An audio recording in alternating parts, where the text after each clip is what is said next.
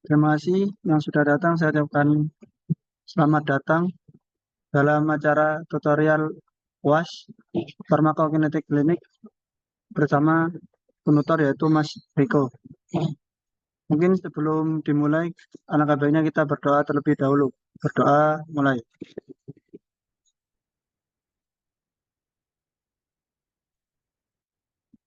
Cukup.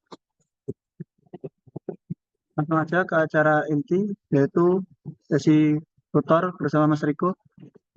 Apakah Mas Riko-nya sudah siap? Ya, Assalamualaikum. Ya, udah siap? Oke, sudah siap. Terima kasih Mas. Mungkin bisa dilanjut oleh Mas Riko. Dipersilakan. Oke. Ya, oke. Assalamualaikum warahmatullahi wabarakatuh. Selamat pagi, teman-teman. Wah, ini masih pagi, tapi udah tutor. Udah pusing ya. Tapi karena berhubung di depan udah mulai UAS, jadi ya mau gimana lagi.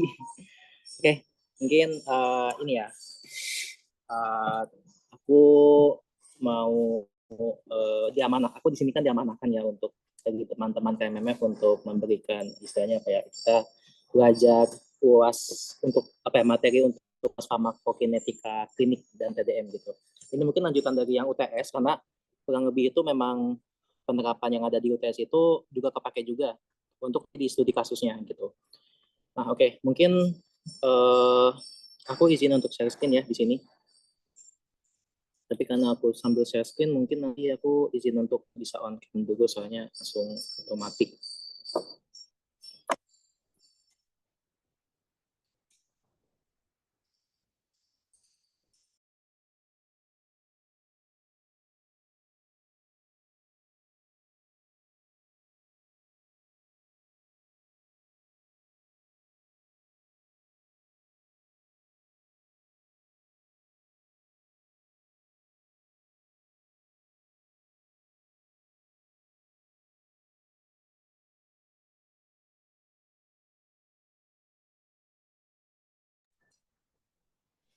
Oke, ya baik. Ini jadi kita kembali lagi ke farmakokinetika klinik. Jadi terkait untuk yang materi kali ini, kita bakal fokus ke beberapa materi terkait tentang penerapannya. Yang mana kan di sini TDM itu kan pastinya ada gunanya ya. Dibandingkan dengan apa ya, obat itu pada umumnya memang harus dimonitor untuk yang punya indeks terapi sempit. Tapi kalau misalnya yang nggak sempit, yang tidak memenuhi kriteria TDM itu nggak diperlukan. Nah, topiknya apa sih? Di sini kita bakal bahas tentang ada dua masalah, yaitu tentang regimen dosis. Nah, regimen dosis ini bakal ke penyesuaian aplikasinya. Bisa ke masalah pada pasien yang dia itu kan setiap subjek itu kan punya masalah-masalah apa ya, merespon obat itu kan berbeda-beda. Karena bisa jadi dia itu punya masalah penyakit, ada gangguan penyakit, dan juga bisa karena pola hidup terkait misalnya seseorang itu merokok atau minum alkohol gitu. Nah, tapi untuk di sini regimen dosis ini kita bakal fokus ke masalah penyakitnya itu dulu, terkait tentang masalah metabolisme obat, yaitu pada gangguan fungsi hati dan ginjal. Setelah itu nanti topik kita bakal membahas tentang spesifik ke obatnya, obat-obatan yang perlu dilakukan TDM gitu. Nah, sehingga di sini untuk pengantarnya, nah, terkait kasus masalah gagal ginjal di sini. Di sini kita ngebahas tentang topik uremia. Uremia itu apa sih? Uremia itu kadar ya, atau kalau misalnya di hasil data lab itu biasanya serum BUN, urea, urea nitrogen gitu. Nah, kondisi uremia ini tuh di mana kadar urea itu sangat tinggi dan itu bisa menjadi salah satu parameter terkait fungsi ginjal. Nah, sehingga untuk masalah ginjal ini kalau kadar ureanya tinggi, berarti kan fungsi ginjalnya bermasalah, yang artinya mengeliminasi obat itu pasti sangat lambat. Sehingga di sini perlu ada regimen dosis gitu. Nah, terkait penyesuaian dosis untuk masalah penyakit ini itu kita memprediksikan dengan tetapan, ada tetapannya. Tetapannya itu ya mungkin sudah dijelaskan terkait ada dua parameter tentang di sini kan ngomonginnya tetapan eliminasi renal. Jadi ada yang renal, ada yang hati gitu. Nah, terus untuk mengecek perhitungannya fungsi ginjal itu baik atau enggak, kita pakai satu rumus. Ada rumus Kirchhoff-Gall.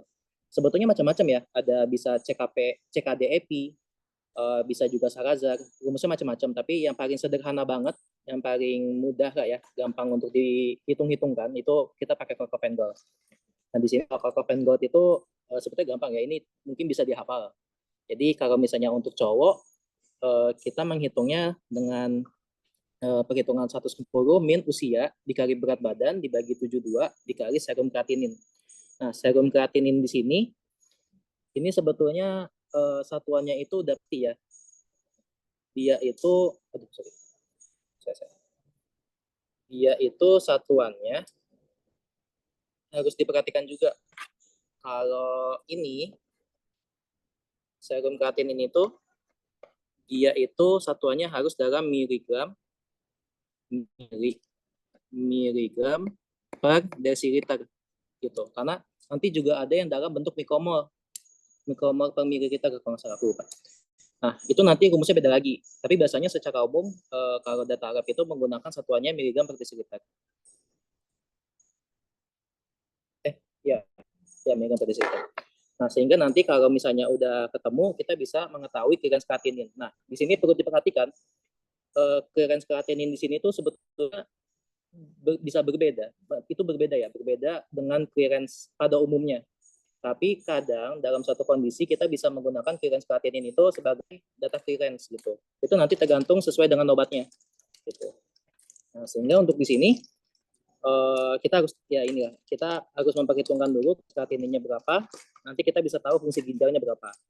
Nah, sebetulnya ada parameter-parameternya. Kalau misalnya ketemu clearance kreatininnya di atas 90, itu dia fungsi ginjal normal. Tapi kalau ada di bawah, itu udah masuk ke masalah gagal ginjal gitu. Bisa akut, bisa kronis. Kalau akut berarti kan dia itu kurang dari 3 bulan ya. Tapi kalau misalnya lebih dari 3 bulan, kita masuk ke kronis. Kalau dia masih akut, masih bisa diperbaiki fungsi ginjalnya. Tapi kalau udah kronis, sudah nggak bisa. Gitu. Jadi sehingga ini penting banget untuk kita perhitungkan untuk penyesuaian dosisnya gitu. Jangan sampai nanti ada penumpukan dosis di dalam tubuh. Karena obatnya nggak bisa keluar. Cuma bisa masuk doang, tapi keluarnya susah. Gitu. Nah, ini untuk yang metode Cock and Gold, atau satu lagi ada nih pakai nomogram. Nomogram ini lebih gampang sebetulnya teman-teman.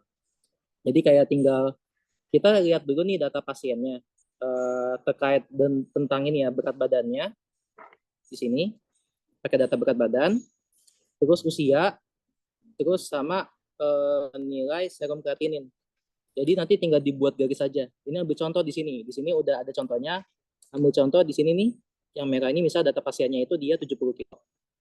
Nah, terus kalau usianya misalnya 45, terus serum kreatininnya kan ini kan hasil lab ya, ini pasti ada juga. Ini 2,5 gitu. Nah, sehingga dibuat garis saja. Yang berat badan sama usia kita bikin garis lurus ini. Jadi ketemu yang merah ini ya. Terus nanti titik potong ini R nih. Ini tuh sebagai istilahnya buat pembantunya gitu. Jadi nanti yang biru ini sebetulnya belum ada ya. Aku nggak nemu yang bagian kosongannya gitu untuk nomogram. Jadi ambil contoh yang di sini aja. Nah, sehingga nanti untuk yang serum kreatinin ini kita harus lewatin sama garis yang merah ini yang udah kita buat ini. Sehingga nanti ada titik potong kan di sini, udah pas ini. Nah, kita lanjutkan sampai di sini. Nah, ini ketemu nih nilai clearance-nya gitu. Kreatinin kalau di sini kondisinya. Nah, sehingga ketemu berapa nilai clearance kreatininnya, sehingga kita tahu kondisi ginjalnya itu bagaimana. Nah, kalau dalam di sini kelihatannya ini kayak sekitar 35 ya, ambil contoh. Kalau 35 itu dia itu masuk ke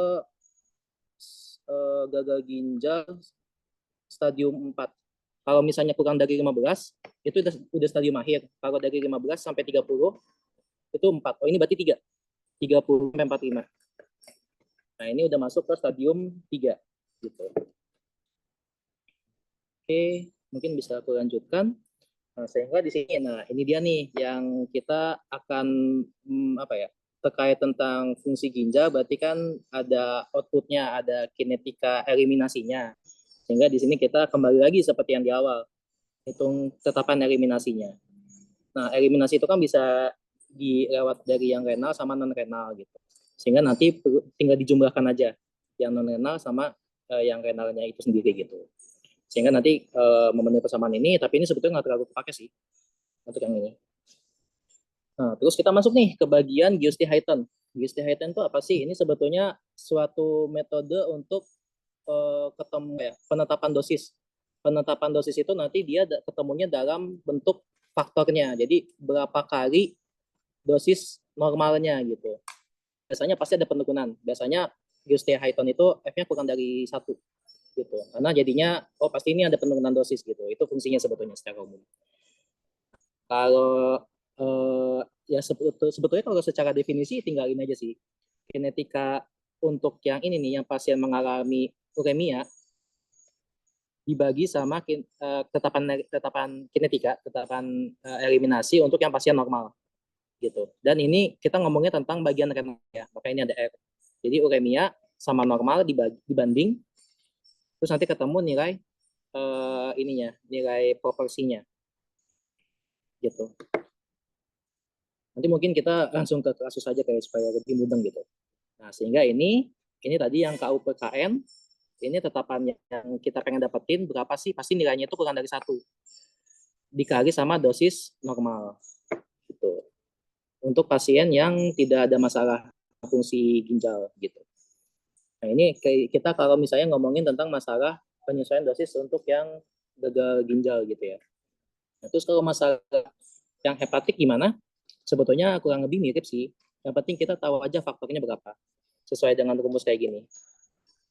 Jadi kalau di sini kan dosisnya tinggal ini RL, ini tuh fungsi residunya, residu river dikali sama 1 min F, aksi yang tidak berubah F itu, bentuk utuhnya, bentuk utuh obat ditambah sama F dikali dosis normal. Nanti mungkin kita bisa langsung terapin aja kali ya soal. Sebenarnya tinggal yang penting biasa aja sih kalau Virgin itu kayak ngerjain soal MTK kali ya. Wah, ini udah kebahas nih. Mungkin bisa kita hapus aja kali. Nah, jadi ambil contoh kalau di sini ada soal. Nah, di sini kan katanya ini masih yang gampang ya. Pria dewasa 50 tahun 88 kilo. Di sini serum kreatininya 2,4 mg per 100 ml. Nah, ini penting banget ya. Ini harus dipahami nih. Ini per 100 ml. Ini berarti udah dalam satuan desiliter. Jadi nggak perlu diubah. Jadi kalau misalnya ditulis 2,4 mg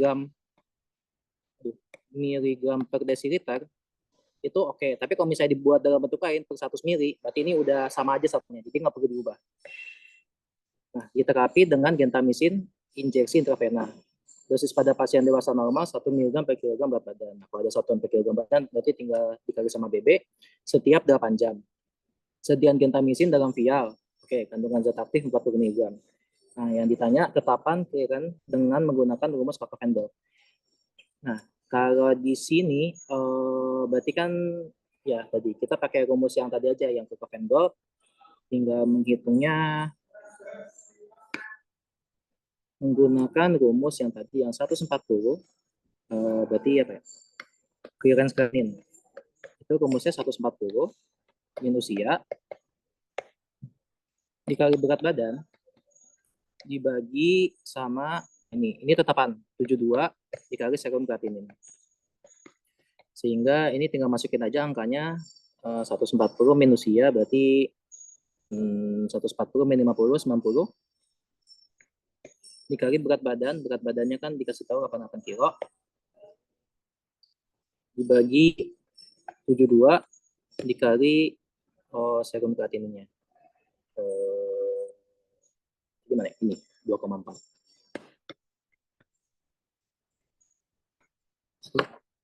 2,4. Sehingga ditemukan tadi 38,4 ya. Jadi tadi ketemu berapa ya? Kalau dihitung jadinya 2,4. Sorry 45. 45. 90 kali 8 kali 72 bagi 44.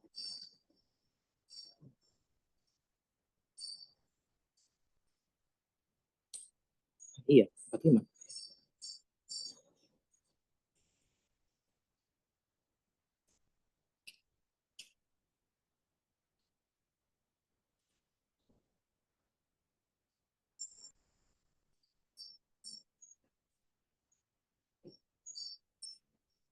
Ya. Oh iya betul. Sehingga harusnya ini ketemunya 45,89. 83. Ya, ini kan harusnya kan ketemunya 45,83. 45,83. Nah, ini aku ini tuh soal UTS zamanku kayaknya tahun 2021. Kalau nggak salah ini emang nggak ada jawabannya. Tapi waktu itu aku sempat ngide. Kayaknya ini masalahnya bukan pria deh, tapi kayaknya wanita.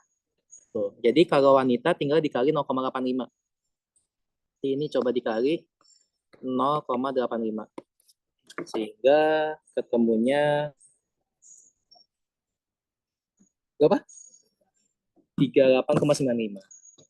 Nah, jadinya dapat yang 38,94 gitu. Ini satu masalah lagi ya. Di selain UTS, UAS juga kayak gini gitu.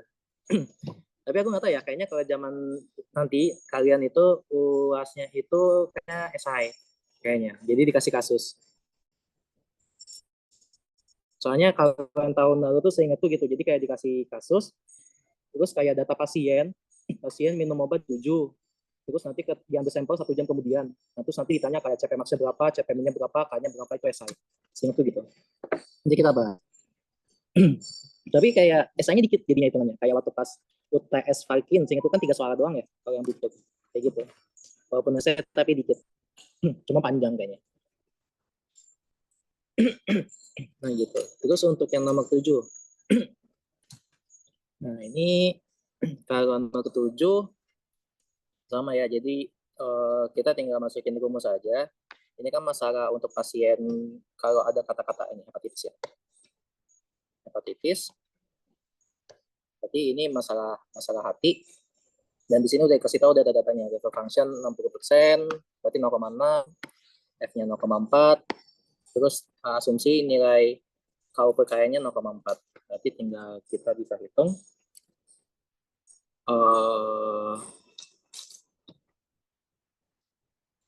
Ya, di sini ya ini sebetulnya udah kita hitung ya, udah dijawab. Untuk apa penyesuaian dosis. Faktornya, ini faktornya F, apa ya? Coba aku lagi. Pokoknya ini faktornya. Tinggal dikit aja. Residu liver 0,6 dikali 1 min F. Nah, ini kan 1 min F-nya kan 0,4. Berarti 1 min 0,4, 0,6 ditambah F-nya itu sendiri 0,4. Berarti kan ini jadinya ketemunya 0,36 ditambah sama 0,4. Jadinya 0,76. Oke, nah sebetulnya kalau untuk yang bagian Giusti Hyton itu nggak terlalu kepake sih, nggak terlalu ditanyakan kalau pas zamanku. Jadi nggak aku highlight banget untuk yang bagian ini. Nah, terus kita lanjut nih ya. Oh ya, sebelumnya mungkin ada pertanyaan nggak terkait tentang masalah ini? Untuk yang topik yang pertama tentang gagal hati sama gagal ginjal. Ingat. 0,8 itu 0,8 yang mana 0,8? Ya. Oh ya, 0,85 itu tetapan. Jadi kalau misalnya kita ngomongin ini ya, Coco Gold. Jadi kan nih rumusnya. Jadi kalau untuk yang pria kayak gini rumusnya 140 manusia dikali berat badan dibagi 72 dikali serum creatinine. Kalau misalnya wanita, kamu hitung aja yang pria dikali 0,85 gitu. Tapi ingat ya ini satuannya harus yang satuan miligram per desiliter. Karena kalau misalnya pakai satuannya beda, maksudnya data labnya itu tuh bukan pakai ini, bukan pakai satuan miligram per desiliter, tapi pakai mikromol gitu ya. Nah jadi masalah ini tuh jadinya ini bedanya cuma aja sih wanitanya tuh nggak ada, tapi nanti yang pria dikali 1,23. Kalau wanita nanti dikali 1,04. 1,04. Ya di sini lah. Ini penggantinya. 1,04. Intinya wanita pasti lebih kecil. Kalau yang pria lebih tinggi gitu. Gitu sih. Tapi kita fokusnya kayak gini aja. Semoga ibunya nggak ngide pakai hasil data labnya itu tuh yang satuannya beda, bukannya miligram per desiliter gitu. Ini nanti kalau misalnya ngerjain soal pasti kayak terbiasa kok. Oh ya, dan ini kasusnya itu kita ngomongin pasien yang berat badannya normal ya, bukan yang obesitas. Karena kalau yang obesitas nanti BB-nya beda lagi. Kita nggak pakai BB normal, tapi nanti pakai adjusted atau pakai ideal body weight, tergantung kasusnya nanti. Nanti kita bahas di bagian obat-obatan. Mungkin ada pertanyaan? Kalau nggak ada mungkin bisa ke next. Nanya kuis nggak apa-apa sih. Kuis kemarin nggak apa-apa.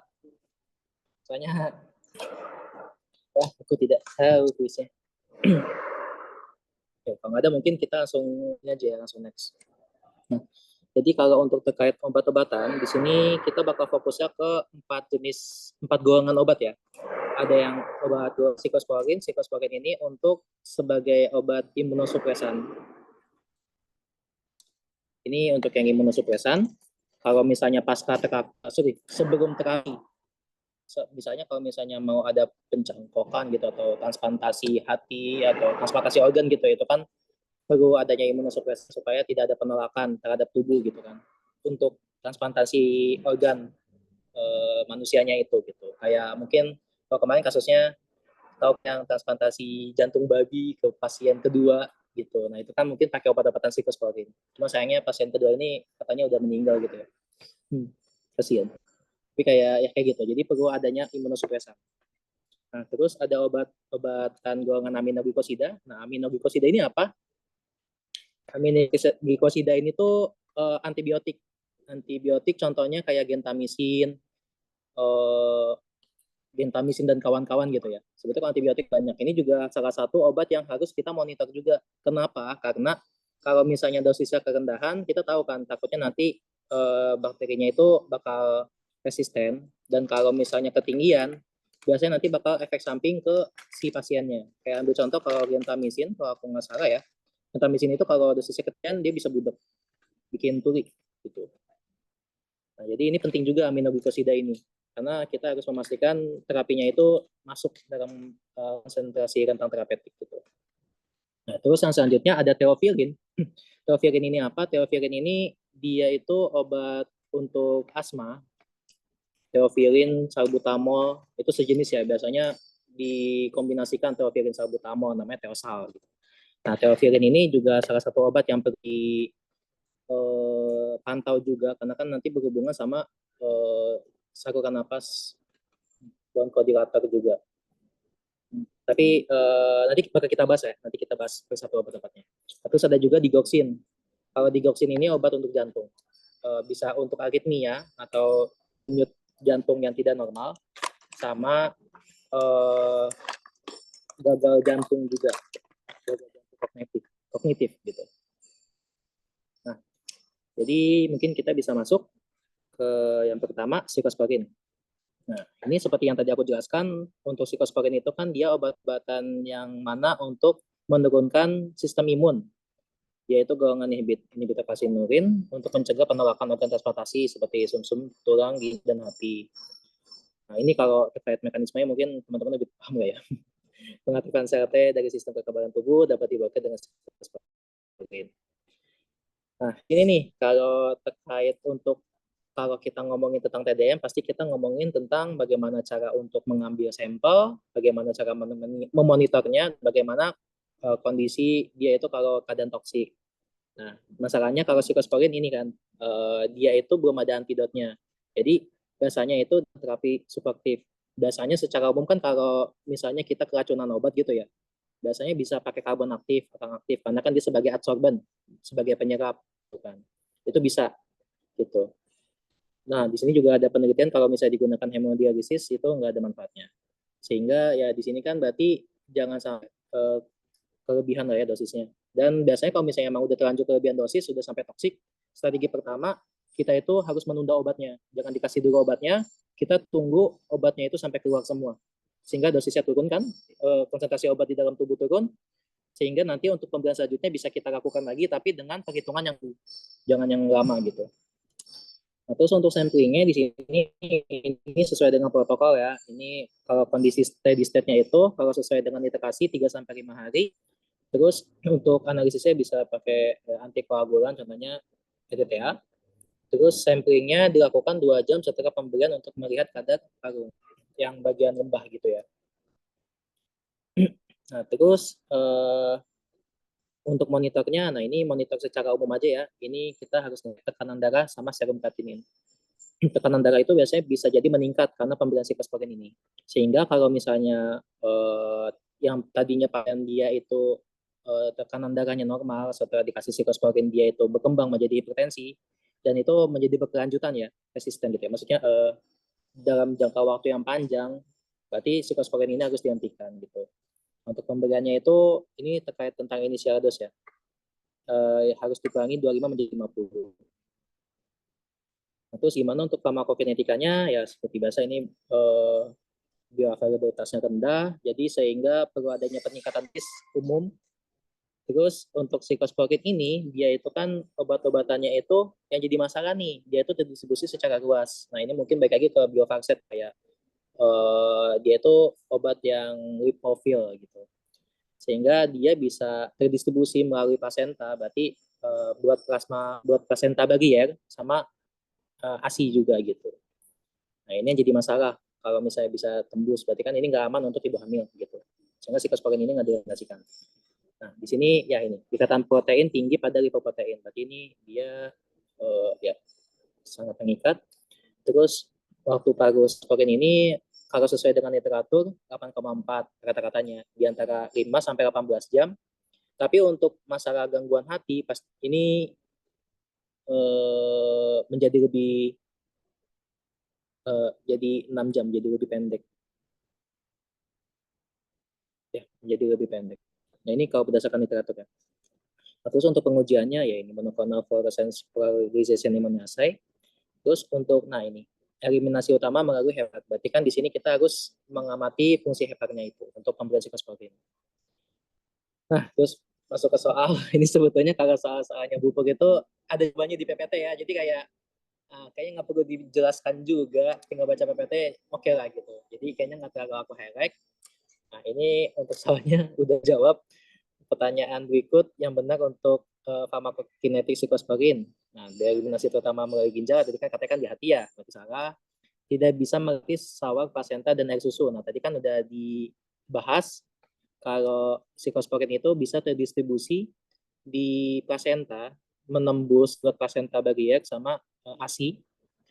Nah, terus kalau yang C memiliki bioavailabilitas sangat tinggi, salah. Tadi kan kita udah bahas dia itu 0,43. Nah ini agak menarik ya, bioavailabilitasnya rendah, tapi dia bisa menembus buat plasenta barier. Jadi kayak distribusinya bisa luas. Nah jadi masalah di absorbnya, tapi distribusinya bisa panjang gitu. Itu bisa juga, karena dua hal yang berbeda ya. Nah terus untuk yang ini terdistribusi secara luas ke dalam jaringan, ya tadi kan udah kita bahas bisa masuk ke ASI dan plasenta. Terus, nah ini yang memiliki ikatan protein rendah enggak? Karena kan cukup tinggi, 90 sampai 90. Oke. Nah, terus kita lanjutkan. Tadi kan kita ngebahas tentang absorpsi sama distribusi. Bagaimana kalau metabolismenya? Nah, sebetulnya kalau metabolisme di sini yang jadi masalah ya, obat-obatan itu pastinya ya, secara umum itu tuh dia dapat berinteraksi dengan satu sama lain. Contohnya yang paling utama ya, di sini kita fokusnya ke sitokrom CYP3A4. Kenapa CYP3A4? Ini ada CYP4 sama pegikoprotein. Pegikoprotein ini sebetulnya sebagai untuk absorpsi, protein absorpsi. Kalau CYP3A4 itu sebagai protein untuk metabolisme. Nah, tapi mungkin aku bakal fokus ke CYP-nya aja ya. Kenapa CYP3A4? Kenapa di sini ada 3A4? Jadi kan CYP kan ada banyak ya. Ada subnya. Ada sitokrom itu secara umum, sitokrom P450 itu dia memediasi untuk metabolisme obat. Tapi umum itu ada 5. Ada yang CYP1A1, 2D6, 3A4, 2C19, sama aku lupa satu lagi apa. Nah, tapi salah satunya di sini 3A4. Nah, kalau 3A4 ini, kenapa kita bahas 3A4? Karena siklosporin ini dia di metabolisme sama CYP3A4 gitu. Secara istilahnya dia lebih banyak di metabolisme sama CYP3A4. Sebetulnya kalau sama 2D6, 1A1 yang lain itu bisa. Cuman lebih dominan tuh di 3A4, kayak lebih cocok-cocok gitu lah. Kayak gitu. Jadi lebih cocoknya sama protein 3A4. Nah, sehingga kalau misalnya kita ngomongin tentang obat-obatan yang dapat mempengaruhi enzim CYP3A4 ini, dia bisa menurunkan atau meningkatkan konsentrasi si siklosporin ini. Nah, ambil contoh ini. Di sini kan kayaknya ini yang bagian penghambatan CYP3A4. Contoh-contoh obatnya, ini obat antihipertensi, kalsium channel blocker, CCB, terus ada antibiotik juga, terus dan lain-lainnya di sini banyak. Nah, sehingga dampaknya apa? Kalau misalnya protein 3A ini dia hambat, berarti kan ambil contoh nih, si siklosporin ini si siklosporin. Terus ini enzimnya nih, enzim 3A. Nah, kalau misalnya enzimnya nggak ada, ini tuh nggak bisa terbentuk gitu, nggak bisa termetabolisme. Sehingga apa? Nanti konsentrasi obat siklosporin bakal jadi lebih tinggi gitu. Siklosporinnya meningkat karena enzim pemetabolismenya nggak ada gitu. Jadi di sini obat-obatan yang menghambat CYP3A4 bisa membuat siklosporin itu jadi meningkat, sehingga strateginya apa? Oh, kalau misalnya konsentrasi obat di dalam tubuh tinggi karena CYP3A4 yang ada, berarti dosis untuk siklosporin si siko si siko si si siko ya Allah siklosporin itu kita harus turunin gitu. Soalnya toh di dalam tubuh masih banyak sehingga kita ngasihnya dikit-dikit aja gitu. Nah, terus ini kebalikan kalau misalnya menginduksi CYP3A4 berarti CYP-nya itu dia meningkat, dia ada banyak gitu ya enzimnya, siklosporinnya ada, sehingga setiap kali siklosporinnya masuk, dia bisa langsung bisa langsung metabolisme maksudnya, karena enzimnya banyak gitu, sehingga nanti konsentrasi si siklosporin itu bakal turun yang ada di dalam tubuh. Sehingga strateginya apa? Strateginya berarti dosis harus kita naikkan supaya si masuk rentang terapeutik gitu.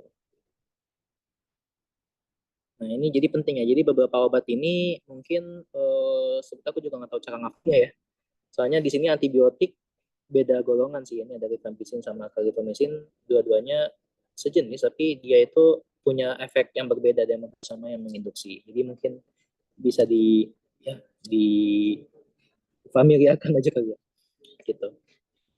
Nah, oh ya, terus ini sama, Tata mungkin kalau yang menghambat CP34 itu lebih banyak ya di sini.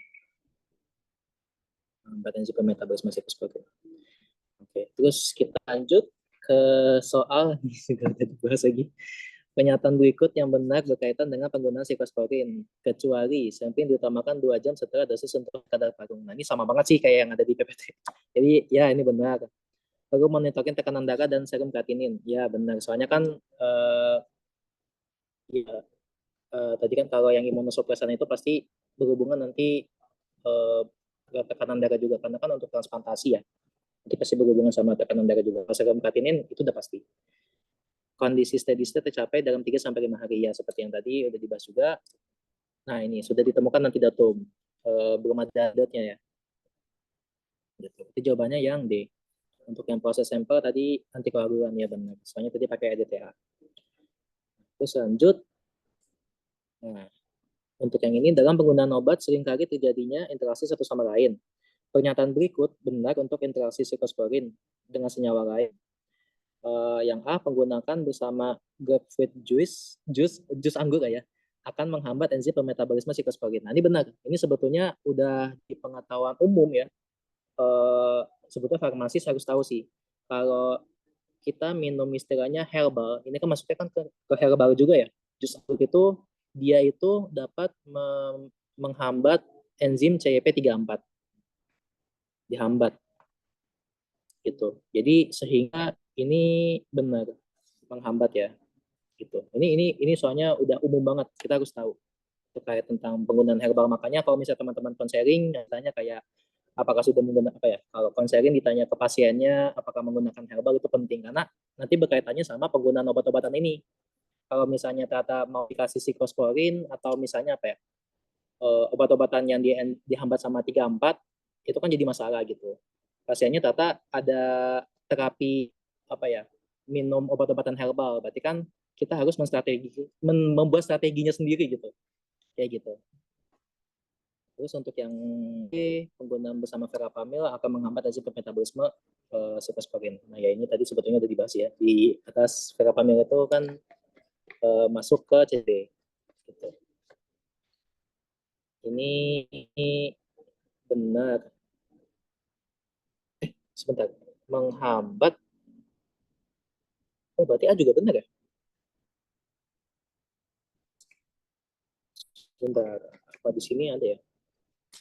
Oke, mungkin nanti aku jadi catatan dulu. Ini kayaknya kalau nggak salah yang A juga benar nih. Jadi masalah. Bukan menginduksi sih, dia harusnya menghambat. Oke, ini nanti mungkin catatan dulu. Yang B juga benar. A-nya itu benar. C, penggunaan bersama phenytoin. Nah, phenytoin itu obat anti epilepsi. Phenytoin, ya anti epilepsi, obat untuk kejang. Itu menghambat enzim metabolisme siklosporin. Kalau tadi menginduksi ya.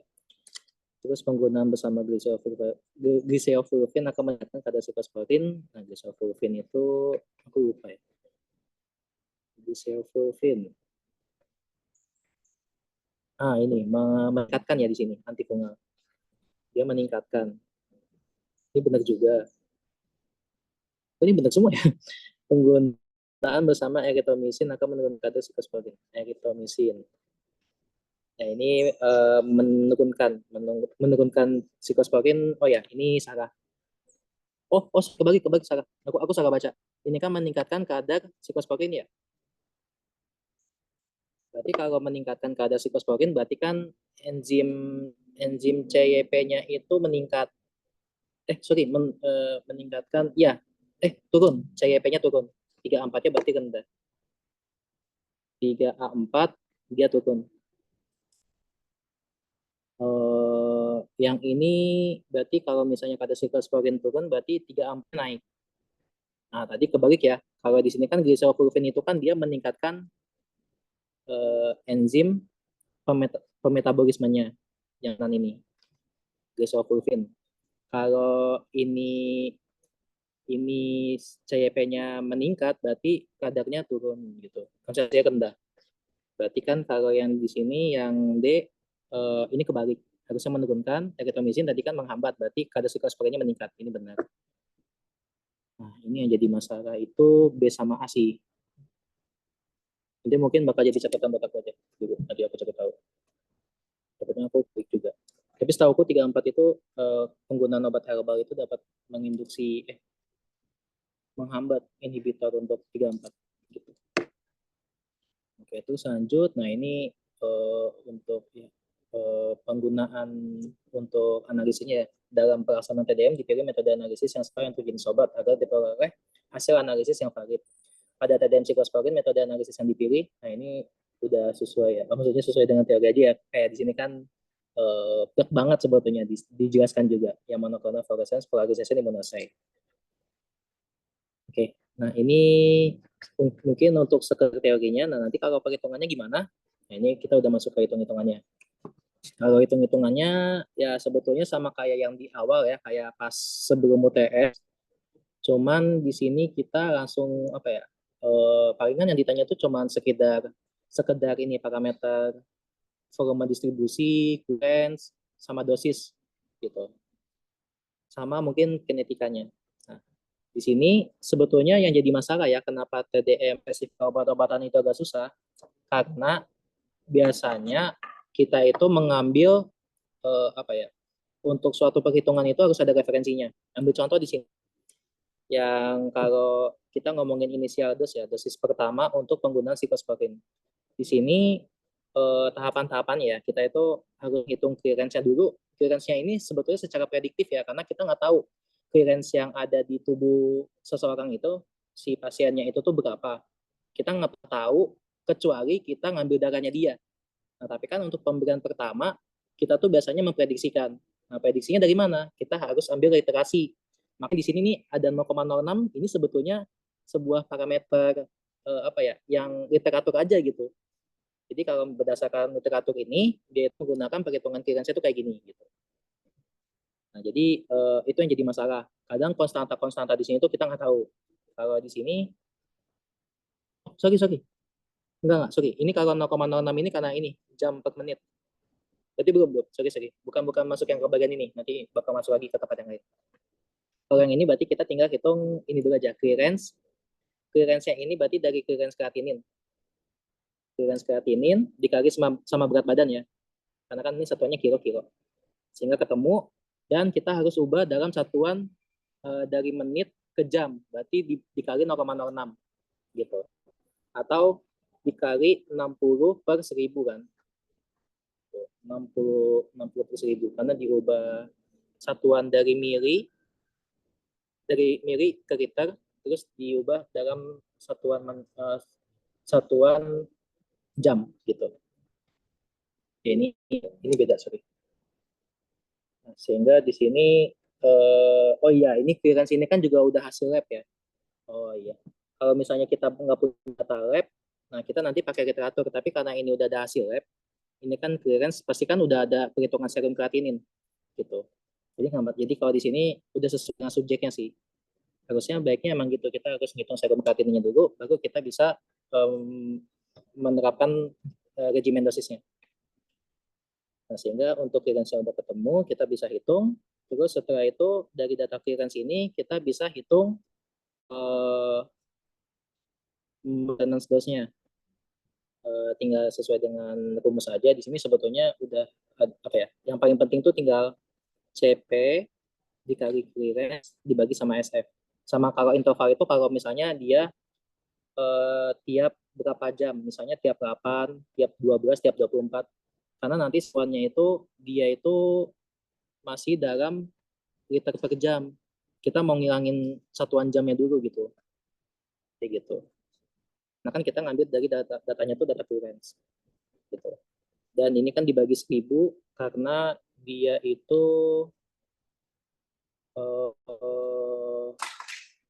ini masih dalam satuan mikrogram. Mikrogram kita ubah ke miligram. Gitu. Sehingga nanti udah ketemu maintenance dose-nya, terus nanti kita bisa, oh ya, ini sebetulnya kalau misalnya belum dapat ini ya, belum dapat CSS. Ini kan yang jadi masalah yang data ini kan dia belum ada CSS, udah ada pakai CSS ya. Kalau misalnya kita belum dapat CSS-nya, berarti kita hitung ini dulu nih. Pakai dosis yang kita gunakan, S kali F dikali dosis dibagi clearance dibagi interval. Terus nanti kita bisa hitung kinetika konstanta eliminasinya. Gitu.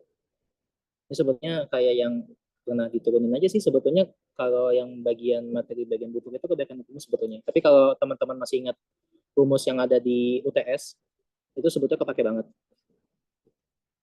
Nah, sehingga untuk penyesuaian dosis, nah ini dosisnya tinggal, kalau misalnya ya, ternyata kita tuh udah ngasih dosis sebelumnya, dan dosis sebelumnya itu nggak cocok, kita kan perlu dosis yang baru ya. Nah, itu gimana cara ngitungnya? Tinggal perbandingan aja. Perbandingan dosisnya sama dosis sebelumnya. Mana ya? Ya, perbandingan dosis sebetulnya kan ini kan kalau pindah ke sana jadi dibagi ya. Jadi kan ini dibagi sama ini sama dengan ini bagi ini. Berbanding lurus lagi. Jadi kayak sebetulnya pembandingan biasa aja gitu. Sehingga nanti ketemu dosis penyesuaiannya berapa.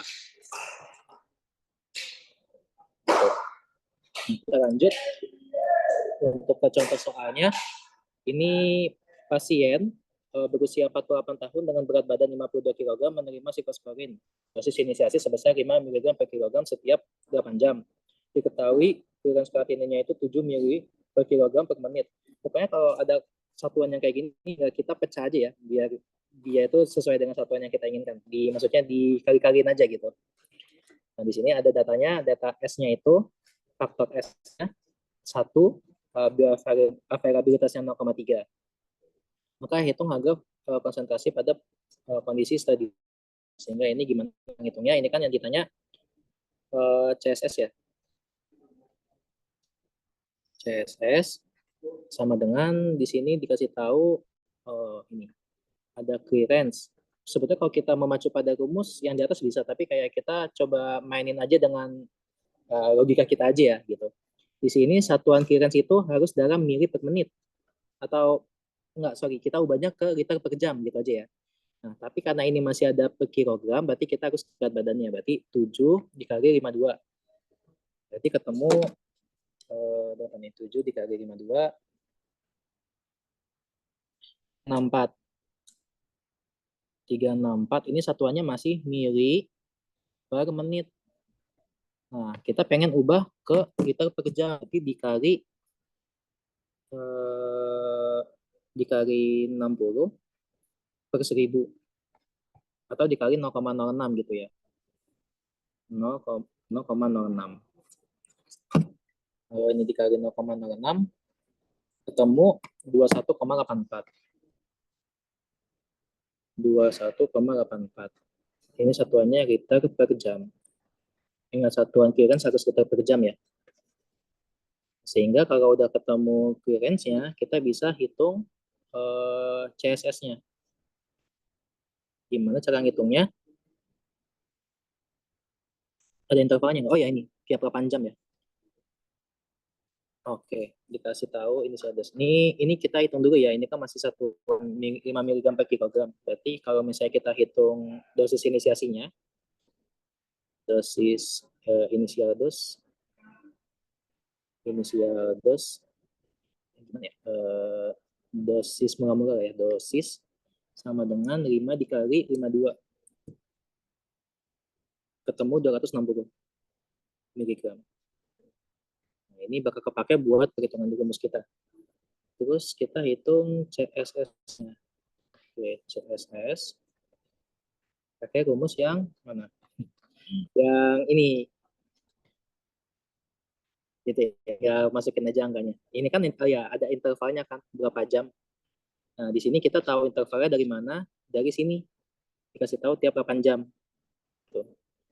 Jadi tinggal masukin aja rumusnya CSS sama dengan S kali F dikali dosis ya, dikali D0, 260 dibagi sama clearance dikali sama interval tahu. Sehingga ketemu apa ya? S-nya itu 1 dikali 0,3 dikali dosisnya 260 dibagi clearance-nya 21,84 dikali sama 8 jam. Sehingga di sini ketemunya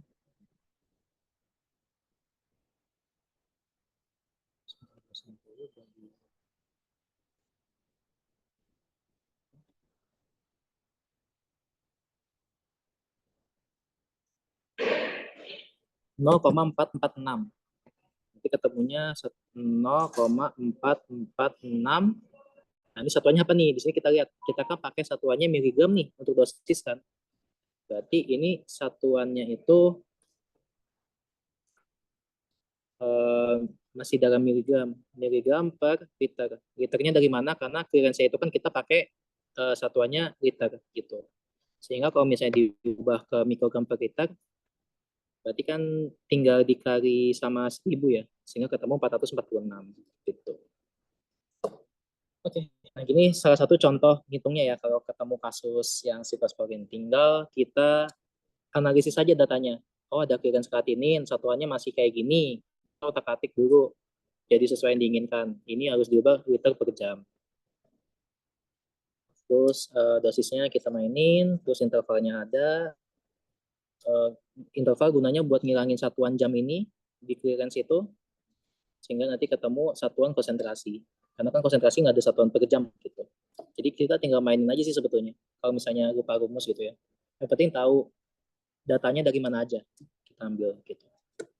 Oke, mungkin saat ini ada yang mau ditanyakan. Ini untuk yang siklosporin.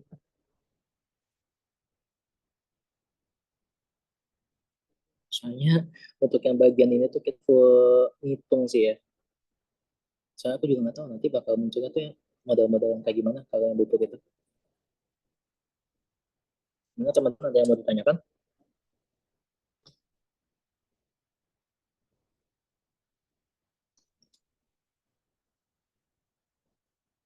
Oke, kalau nggak ada mungkin kita lanjut aja ya. Oke, nah ini kita lanjut ke obat-obatan golongan yang selanjutnya, ini antibiotik.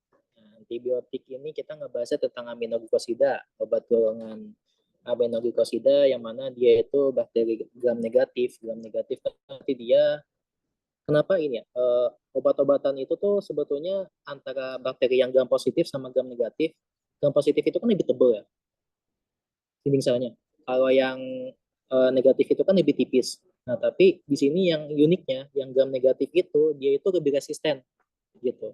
Nah, sehingga di sini penting banget untuk kita memonitor gimana caranya obat yang kita masukin ke dalam tubuh pasien yang dia itu kena infeksi gitu ya. Nah, itu bisa teratasi sesuai tepat dosis dan ya tepat terapinya gitu. Nah, jadi di sini penting juga.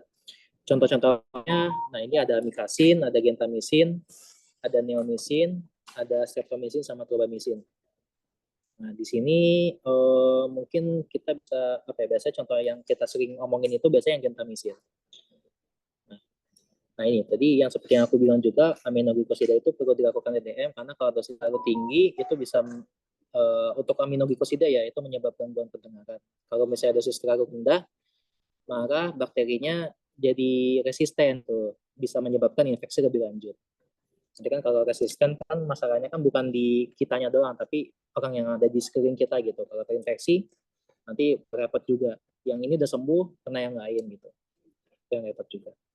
Nah terus untuk TDM-nya gimana? Nah ini sebetulnya tahapannya itu secara umum supaya lebih dipahami, kita itu harus buat grafik konsentrasi terhadap waktu. Kayak yang kita lakuin sebelum-sebelumnya gitu lah ya. CP versus T gitu. Buat grafiknya dulu aja. Nah, habis itu nanti kita lihat dulu posisi-posisinya. Eh, kayak gimana profilnya. Nanti pokoknya ada di contoh soal ya. Nah, habis itu nanti kita harus hitung dulu nih konstanta eliminasi sama tes tengah. Konstanta eliminasi nanti didapat dari data sampling itu. Yang pasti dia itu harus dua data sampling. Atau satu bisa, tapi kita harus intervalnya berapa lama gitu. Terus di sini kita harus lihat nih CP max-nya berapa, CP min-nya berapa, CP 0 atau konsentrasi mula-mula berapa, volume distribusinya berapa. Terus nanti kalau misalnya kondisi treatment-nya itu nggak sesuai, nanti kita bisa melakukan regimen dose yang baru gitu. Tapi itu biasanya nanti untuk yang monitor, kayak misalnya ambil contoh apa ya, digoxin. Nah, digoxin nanti sih kita ngebahas. Di gentamicin aja, gentamicin nanti kita monitornya itu biasanya kalau dalam waktu mungkin seminggu, ya biasanya seminggu kali ya, kan biasanya antibiotik itu dikasihnya dalam waktu 1 minggu gitu, atau sorry biasanya dikasihnya itu 7 6 sampai 7 gitu kan. Nah itu nanti kita monitor sesuai nggak dengan apa yang kita inginkan. Kalau biasanya perhitungan kita suka meleset gitu antara yang kita hitung sama yang di kenyataannya, sehingga nanti kalau misalnya kenyataannya berbeda, kita bakal pakai data yang baru lagi gitu. Dari data yang baru ini kita hitung lagi kondisi-kondisi berubah itu. Clearance pasti berubah. Itu pasti berubah clearance itu. Sehingga nanti dengan clearance yang baru dihitung ketemu lagi dosis yang sesuai gitu. Nah, itu sebetulnya lebih ke strateginya tapi pada saat udah monitor. Nah, nah ini untuk strateginya tadi kan yang aku sebutkan kita bisa ngubah dosis ya. Di situ kita ubah itu bisa, atau mungkin interval. Ini dosisnya bisa kita ubah. Jadi yang tadinya mungkin kebanyakan kita bisa jadi bikinnya sedikit, tapi waktu pemberiannya jadi tetap sama gitu. Atau mungkin dosisnya kita tetap sama, tapi intervalnya itu kita bikin jadi lebih panjang gitu. Jadi kan kayak sama aja kan gitu. Tergantung teman-teman mau yang gimana, mau yang dosisnya kita sedikit tapi cara minumnya sama. Ambil contoh gini, 3 kali sehari 1 tablet, dosisnya 200 miligram. Terus ada juga ambil contoh di sini 1 kali 1 satu kali sehari 1 tablet 600 miligram gitu. Nah ini kan sebetulnya bisa dilihat sama ya, sama-sama totalnya kan 600. Kalau yang pertama kan 3 kali 200 600, yang kedua 1 kali 600 juga kan. Walaupun ini berbeda di intervalnya, tapi nanti profilnya pasti juga beda gitu. Bisa jadi kalau yang sedikit-sedikit ini dia itu posisinya masih masuk dalam rentang gitu, karena ngasih kita sedikit-sedikit. Tapi kalau yang panjang biasanya nggak terkendali gitu, agak jauh-jauhan kayak gitu. Jadi di sini penting untuk strateginya, kita mau mengubah dosis atau mengubah interval, atau bisa juga dua-duanya gitu. Tapi biasanya kalau misalnya yang obat-obat terapeutiknya sempit, kayak misalnya obat gentamisin ini, atau yang lebih sempit itu sebetulnya ada juga digoxin, nanti kita bahas. Biasanya strateginya kalau misalnya tentang terapeutik sempit, kita bikinnya yang sedikit-sedikit, kita kasih obatnya itu yang sedikit-sedikit tapi sering, continuous gitu. Tapi kalau misalnya tentang terapeutiknya panjang, kita mau pakai yang pertama atau yang kedua, itu nggak masalah gitu. Kayak waktu itu sempat aku bahas juga, kalau strateginya itu, kalau untuk obat-obatan yang terapeutiknya sempit, kita aplikasikan yang sedikit-sedikit tapi continuous. Kayak yang waktu itu aku bilang, kalau Allah itu suka dengan hambanya yang melakukan amalan yang sedikit-sedikit tapi sering gitu. Contohnya apa? Pesan Nabi Daud, Masya Allah gitu. Atau mungkin sedekah di hari Jumat gitu kan, gitu. Atau apa ya, kalau ngambil roti bakar Bu Joko nggak terhitung ya. Kalian ngambil sedekah gitu namanya. Nah kayak gitu. Jadi pokoknya untuk yang sempit kita lebih cocok pakai yang pertama. Yang sedikit-sedikit tapi sering gitu. Nah, jadi untuk kita lanjut ya. Terus untuk kinetikanya gimana? Nah, perhitungannya masih sama ya. Perhitungan kinetikanya itu pakai ini, yang pertama ini kan CP sama dengan CP0 kali E pangkat min KT. Kalau ada rumus kayak gini, berarti dia ngitung kinetika turun gitu. Ingat aja. Kinetikanya itu berarti kan ya nanti bakal kepake buat kita dapetin konsentrasinya. Terus untuk ngitung konstanta eliminasinya, ya ini. K sama dengan CP dibagi CP0. Maksudnya CP0 dibagi C, CP dibagi T gitu. Nanti tinggal diturunin aja dari rumus itu sih. Kalau misalnya lupa rumus ya, yang penting tuh ini jangan sampai lupa nih, karena dari sini bisa kemana-mana nanti gitu. Itu untuk KE-nya, terus T setengah. Nah ini T setengah kan Ren 2 dibagi K. Ren 2 itu hasilnya 0,693. Jadi nggak usah bingung ya, kayak kok Ren 2 biasanya 0,693 gitu. Nah itu sebetulnya sama aja. Ren 2 itu 0,693 bagi K. Terus CP max-nya, nah ini CP max sebetulnya kalau kayak gini nggak usah bingung ya, kenapa kok ini ada dua rumus, ini CP max, ini CP min, yang satu dia ada tanda negatif, yang satu positif gitu. Nah itu sebetulnya nggak usah bingung, yang penting ingat rumus ini aja dan tahu posisinya. Ambil contoh nih, yang CP max ini ya, ini kenapa nggak ada min, karena dia kalau kita bikin grafik, grafik itu penting. Ini kan grafik turun ya. Nah CP max itu pasti posisinya di atas konsentrasi maksimum kan, ini pasti Cmax. Yang Cepos berarti kan setelahnya. Ini Cepemin nih, Cemin. Atau Cepos lah, terserah gitu. Nah, di sini kan kalau dilihat dari rumusnya kan, kalau kinetika turun gimana? Cemin sama dengan Cmax dikali E pangkat KT. Aduh, nabrak lagi. Gini ya. Nah, gini. Cemin, Cmax E pangkat min KT. Nah, ini kan kita mau dapetin rumus Cmax-nya. Cmax sama dengan, makanya nanti ditukar, ini pindah ke sana. Ini kan kalau ke sana jadi dibagi ya. Kalau ini ke sini, ini kan jadi dibagi. Nah, kalau misalnya kita mau dikali, berarti kan satu dibagi pangkat, kalau di ke atasnya jadi positif gitu. Makanya rumusnya jadi kayak gini. Pangkat KT nilainya positif gitu. Yang penting bikin grafik aja. Karena jujur aku juga nggak mampu kalau ngafalin semua rumus ini gitu. Yang penting tahu rumus yang ininya, yang terus banget kepake dari Valkin yang pertama sampai ke Valkin itu kepake. Sampai nanti farmasi klinik 2 praktikum juga kepake lagi nanti ketemu. Jadi ya ini ya betah-betah aja ya sama hitung-hitungan kayak gini. Nah, terus ini cemin, ini yang tadi yang aku jelasin gitu. Ini negatif kan, karena posisinya cemin itu di bawah. Ini positif karena ini di atas. Ini positif di atas gitu. Oke, terus lanjut. Nah, ini untuk forma distribusi, ya ini tinggal kita lihat aja satuannya sih. Dosis itu kan satuannya miligram. Ini CP max miligram per liter. Tapi kan ini karena dibagi jadinya miligram dibagi miligram per liter. Nanti miligramnya habis, sisanya liternya naik tas gitu.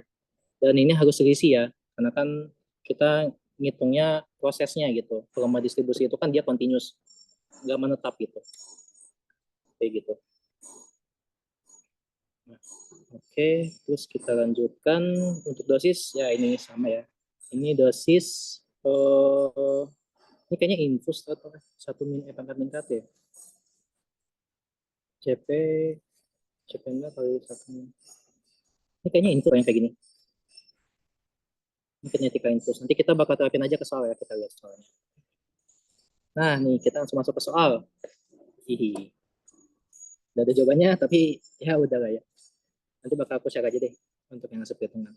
Nah, contohnya gimana kalau soal yang antibiotik sebetulnya kan pembahasannya nggak banyak ya. Jadi biasanya langsung ke penerapannya. Jadi kalau di antibiotik kita langsung ke studi kasus. Di sini kan dikasih tahu seorang bayi dengan bobot 2,5 kg menerima gentamicin IV sebesar 5 mg sekali sehari. Pada jam 12 siang, tanggal 1 bulan 12 2020, TDM dilakukan pada 2.12. Oh, sorry. Yang pada jam 12 itu, ini apa sih? 5 mg itu pada jam 12 siang. Nah, terus di sini kan TDM dilakukan pada besoknya, dan hasilnya penetapan kadar obat dalam darah adalah sebagai berikut. Pre-level, ini berarti konsentrasi sebelum dimasukkan dosis yang selanjutnya, itu jam 11.30 ya, itu 1,56. Terus post-level, jam 12 masuk obat, jam 1 dia monitor lagi, itu ketemu konsentrasinya 5,78. Nah, di sini yang ditanya, berapa sih harga CP max gitu. Nah, sebetulnya kalau udah kasus kayak gini, nggak usah bingung, kita bikin grafik aja. Maka tadi kayaknya penting banget kalau bikin grafik. Ya udah sebetulnya udah aku sediain sih, jadi kayak maaf agak males. Habisin aja ya. Nah, jadi gini, kondisinya kan dikasih tahu pasien itu bayi ya, bayi itu dia dimasukin obat tanggal 1 nih. Tanggal 1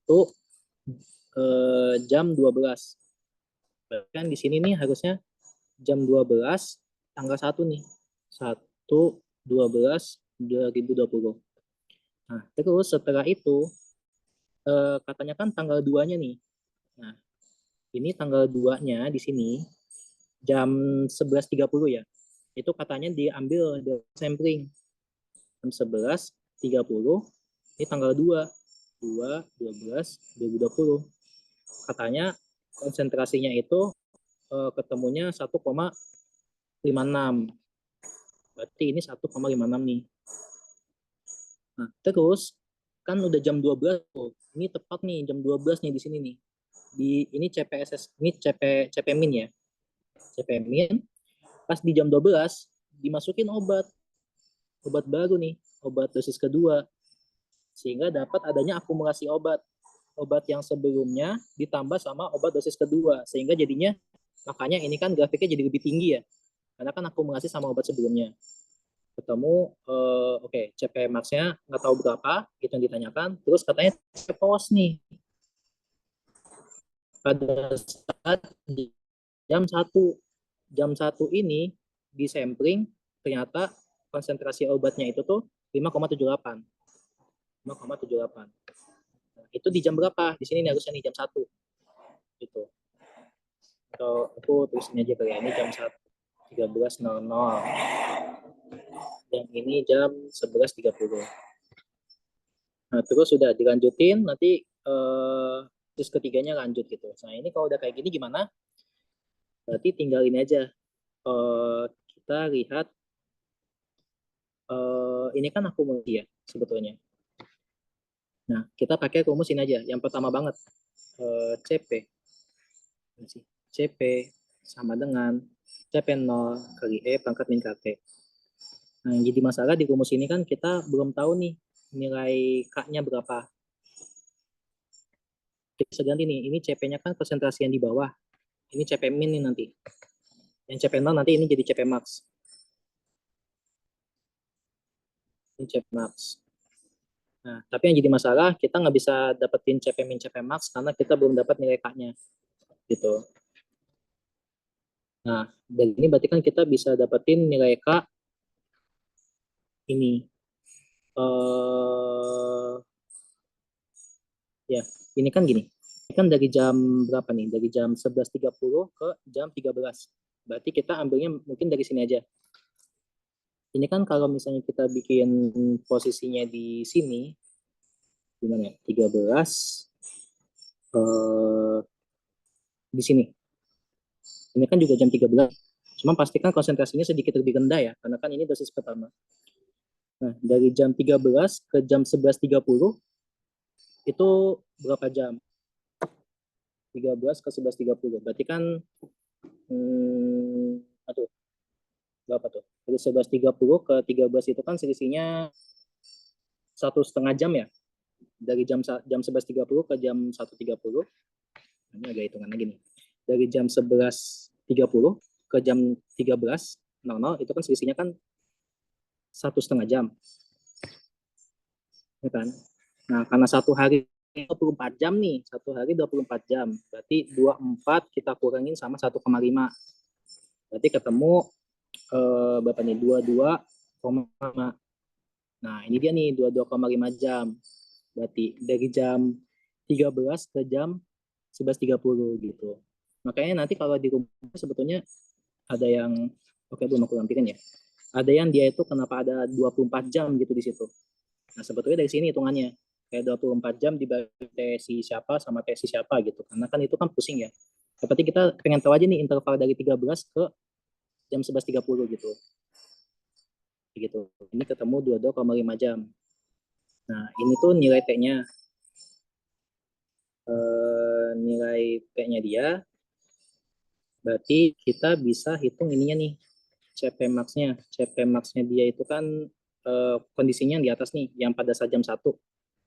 Ini kan dia 5,78. Nanti masukin aja ini 5,78. Terus ini masukin 1,52. 1,52. Sehingga nanti ketemu K-nya berapa? T-nya masukin tadi 22,5. Nah, nanti rumusnya berarti, wah itu panjang ya, C max yang ditanya. Tapi kita harus dapetin K-nya. Berarti nanti T sama dengan CP0, dan CP dibagi CP0 dibagi min K. Jadi nanti masukin aja dan CP-nya 1,52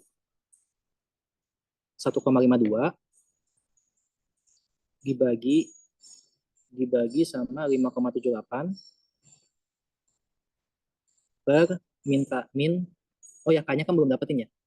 Kebalik. Berarti ini kan rumus T biasanya. Ini kita mau dapetin K-nya. K sama dengan kan CP dibagi CP0 dibagi min T. Nah ini tadi 22,5 jam. 22,5 jam, sehingga nanti ketemu hasilnya ini dikasihkan.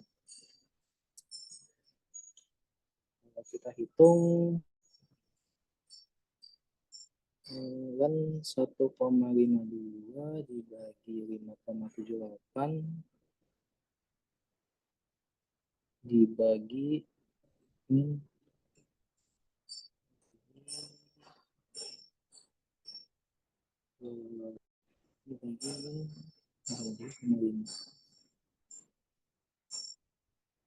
ketemu nih 0,059. 0,059. Satuannya apa? Per jam. Nah, dari sini 0,059 kita bisa hitung CP max-nya. CP max, ini kan yang ditanya CP max kan. Nah, CP max-nya gimana? Dapetin CP max. Kita lihat lagi dari grafik ini. Mungkin aku bikin notator ya. Kayak gini bentukannya. Kita pakai kinetika turun. Kan ini yang dosis kedua nih. Dosis kedua.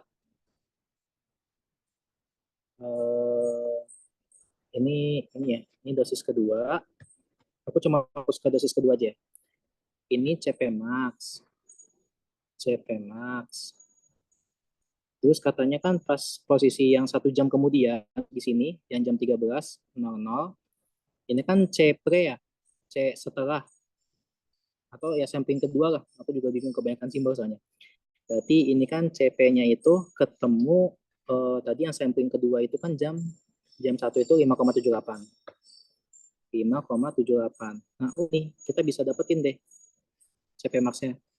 Ini T-nya berapa? Dari jam 12 ke jam 13, berarti T-nya 1 jam. Nah, masukin deh ke rumus CP sama dengan CP0 kali pangkat min KT. Dari ini ya, dari data ini nih. CP, di sini CP max berarti ya. Max sama dengan CP, salah kebalik. CP CP sama dengan CP Max kali E pangkat min KP. Nah, di sini yang ditanyakan CP Max ya, berarti ini dipindahin ke sana, jadinya kayak rumus yang tadi, berarti jadinya CP Max sama dengan CP kali E pangkat KT. Jadi minnya hilang. Nah, masukin angkanya aja, CP yang kedua ini kan 5,78 ya. 5,78 dikali E pangkat KT, K-nya 0,059, 0,059 dikali sama T, T-nya 1 jam. Sehingga ketemu di sini, ketemunya 5,78 dikali E pangkat 0,059 dikali 1, nah ketemu 6,13. 6,1312 miligram per liter. Ada nggak di sini? Nah, adanya yang 1,25, 6,125. Berarti yang ini. Sebetulnya ini kenapa bisa berbeda? Ini sebetulnya ada sedikit apa ya? Data itu juga agak sulit dipahami ya. Kita harus tahu dulu nih akumulasi yang sebelumnya. Atau mungkin gini, aku juga nggak tahu nih. Ini antara yang ditanya itu CP max itu yang ini atau yang ini. Karena dia konsentrasinya kan dapatnya sedikit lebih rendah ya. Bisa jadi mungkin yang itu. Tapi sekitar ini sih pasti lebih rendah. Nggak mungkin lebih tinggi. Karena ini 6,1312 ada faktor akumulasi sih. Aku lihat gitu. Jadi kayak gitu cara ngitungnya emang gak panjang nih. Kalau yang nomor ini harusnya kalau ketemu kasusnya kayak gini pasti ditanya konstantanya dulu sih, kaknya dulu gitu. Nanti kan baru bisa hitung CP max terus CP min gitu-gitu kan. Kayak gitu cara ngitungnya. Oke, udah ada yang mumet? Kayak udah mumet ya. Oke, ada yang mau ditanyakan?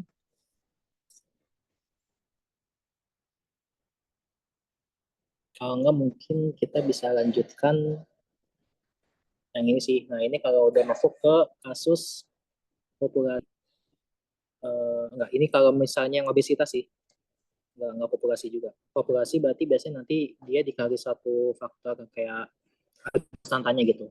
Nah ini kita ngomonginnya kalau udah pasien yang obesitas. Nah tadi kalau yang obesitas itu sebetulnya gampang sih. Obesitas itu kita bisa tahu dia itu kan butuh penyesuaian dosis. Kalau misalnya BMI-nya lebih dari sama dengan 30, itu dia udah masuk obesitas. Kalau udah masuk obesitas, berarti nanti kita perhitungannya itu nggak pakai BB lagi. Nggak kayak yang sebelumnya kan pakai BB yang kalau ngitung clearance kreatinin tuh. Yang clearance kreatinin itu 140 dikali ada BB-nya kan. Nah, kita nggak pakai BB lagi. Tapi pakainya penyesuaian. Bisa adjusted, bisa ideal body weight. Nah, di sini bisa pakai BMI, kalau BM-nya lebih dari 30, atau kita juga bisa pakai IBW. Kita hitung IBW-nya dulu. Ini kalau yang pria ya. IBW pria itu berarti 50 ditambah 0,9 dikali tinggi badan dikurangi 150. Nah, ini kenapa 150? Jadi setiap kalau misalnya seseorang itu dia tingginya di atas 150, kita kurangin. Jadi dia nambah berapa senti? Tambah berapa senti dikali 0,9. Dan ingat ya, satuannya dalam sentimeter. Karena kalau misalnya dia pakai inci, ada juga yang pakai inci. Nanti inci itu dikali 2,3 kalau nggak salah. 2,3 dikali tinggi badan dalam inci dikurangin 60 inci. Jadi setiap udah nambah 60 inci dikurangin berapa selisihnya gitu. Nah, ini kayaknya udah kebanyakan rumus ya. Jadi gitu. Ini kalau untuk yang cowok itu tinggal ditambah 50. Kalau yang cewek itu 45. Bedanya 5 kilo. Itu untuk dapetin IBW. Nah, sehingga nanti kalau udah dapet IBW-nya, kita bandingin ABW banding IBW. Nah, ini agak ada kesalahan nih. ABW itu sebetulnya actual body weight ya, bukan adjusted. Soalnya ada adjusted body weight. Mungkin kalau adjusted aku lebih nulisnya ADJ BW gitu. Nah, jadi nanti kita bandingin nih antara actual body weight itu berarti berat badan dia, BB-nya dia berapa gitu. Dibagi sama IBW yang perhitungan kita ini di sini. Kalau misalnya kita udah bagi bagi IBW atau BB dibagi IBW itu dia lebih dari 1,2, kita pakai adjusted body weight. Nah, adjusted ini nanti rumusnya ada lagi. Beda lagi, ini agak pusing ya. Nah, tapi kalau misalnya 0,9 sampai 1,2, kita pakai ABW, actual body weight ya maksudnya. Pakai BB-nya dia aja, hitung BB biasa. Tapi kalau misalnya 0,75 sampai 0,9, kita pakai IBW, ideal body weight. Kalau misalnya kurang, nah kalau yang kurang itu kita pakai actual body weight dikali sama 1,13. Ya, ini emang kebanyakan rumus ya aku akuin. Gitu. Sehingga, nah ini, kalau yang ini adjusted kan, ini berarti kita bisa simpulkan yang bagian kalau ABW bagi IBW itu udah masuk yang kategori obesitas. Gitu. Nah, itu cara ngitungnya, nanti kita sesuaikan apakah dia obes atau enggak. Gampangnya gini sih, nanti kalau soalnya dia dikasih tahu tinggi tinggi badannya dia, berarti kita harus ngitung IBW-nya dia, atau sorry, BMI-nya. Lebih gampang tuh BMI aja. Kalau dia lebih dari 30 berarti obes gitu kan. Jadi nanti aku bakal kasih tahu cara ya kita ngitung apa dulu sih gitu kalau ketemu kasus. Nah, terus ini lanjutannya. Kalau cek VD, nah ini nih yang tadi aku bilang nih, VD-nya 0,26. Ini tuh tetapan, ada dari literatur. Jadi ngikut aja. 0,26 dikali sama body weight-nya. Kalau misalnya dia nggak obes, pakai BW aja, body weight atau BB. Tapi kalau misalnya obes, pakai ideal body weight. Adjusted, adjusted body weight gitu. Nah, terus kalau udah ketemu VD-nya, nah ini nih clearance-nya nih. Clearance-nya itu kita hitung. Nah ini yang jadi masalah nih yang tadi aku bilang. Rumus clearance yang di awal sama yang tadi yang pertama-tama sama yang ini. Yang ini tuh masalahnya satuannya dalam mikromol per mililiter. 72-nya nggak ada kan ini. Karena satuannya dia pakai yang lain. Mikromol per mililiter gitu. Dan kalau misalnya dia cek, di sini kasusnya kalau dia tuh cewek, dikali 1,04, tapi kalau cowok 1,23 gitu. Tapi mending hafalin yang pertama aja, yang 140 minus ia dikali berat badan, dibagi sama serum kreatinin dikali 72. Dan ini satunya dalam miligram per desiliter ya. Desiliter miligram gitu. Nah, terus lanjut, kalau clearance udah ketemu, nah clearance ini belum bukan jadi clearance untuk apa ya, clearance untuk ngitung VD. Jadi emang clearance kreatinin itu bukan parameter untuk clearance-nya itu sendiri, bukan clearance obat gitu. Sehingga nanti kita perlu perhitungan lagi. Oh, perhitungannya sebetulnya cuma ubah kesatuannya aja sih. Dari clearance diubah satuannya jadi ini dalam liter per jam. Gitu. Nah gitu. Berarti nanti ketemu clearance aminoglycosidanya, berarti sama aja sih sebetulnya. Dari ini tinggal diubah aja satuannya. Nah, terus setelah itu kita bisa hitung KE-nya. Oke. Udah, terus ketemu kasus lagi. Waduh, ini aku hapus dulu aja deh. Pusing juga nggak nih? Nah, ini kalau misalnya masuk ke kasus, ini pasien apa sih, aku lupa lagi. Oh, infeksi ya. Kalau kita ngomongin tentang infeksi, biasanya banyak emang perhitungan kayak obesitasnya, ngitung BMI. Tapi kalau yang siklosporin kan cuma kayak tadi kan beda ya. Hitungnya nggak banyak. Dan banyak teorinya gitu. Terus, oke, ini kita coba masuk ke kasusnya. AN, pria 72 kilo, 168, 45 tahun. Nah, nih, kalau dia ngasih tahu ada 168 cm, langsung curiga aja, oh ini pasti ngitung BMI, atau ngitung ideal body weight, atau ngitung pokoknya parameter yang tadi tuh yang IBW gitu-gitu. Karena harus tahu dia tuh obes atau enggak. Tapi kalau misalnya nggak dikasih tahu, nggak ada 168, kayak tadi siklosporin tuh tadi di soalnya nggak ada tinggi badannya, berarti langsung aja gitu. Nggak ada penyesuaian dosis gitu. Tapi kalau di sini ada di sini. Nah, berarti nanti kita coba hitung BMI-nya. Tapi kita baca sampai selesai dulu aja. Ini katanya pria 72 kilo, 168 cm, 45 tahun dengan serum kreatinin 1,9 mg per desiliter sedang mengalami infeksi dan akan diberikan infus IV. Oke, amikasin. Yang ditanya VD, volume distribusi obat. Nah, volume distribusi obat berarti kan di sini kita harus hitung, kalau udah dirumuskan kita harus tinggal hitung ini aja kan. 0,26 dikali body weight. Cuma body weight-nya itu dia itu pakai BW atau pakai IBW gitu. Nah, berarti kita harus hitung dulu nih IBW-nya. IBW sama dengan, ini kan pasien pria ya. Kalau pria berarti 50 ditambah dalam kurung 0,9 dikali ini tinggi badan dikurangin 150 cm gitu. Nah ini karena dikasih tahunya udah dalam senti, berarti kita nggak usah pakai yang inci ya. Berarti kita masukin aja angkanya 50 tambah 0,9 dikali tinggi badan. Tinggi badannya kan 168 dikurangin 150 berarti 18. 0,9 dikali 18. Tuh. 0,9 dari 18, 16,2. 16,2. Berarti ketemu di sini BW-nya itu 66,2. Nah, dari IBW ini kita harus bandingin ABW bagi IBW. Actual body weight atau BB dibagi sama IBW. Actual body weight-nya kan 72 ya. 72 dibagi sama IBW 66,2.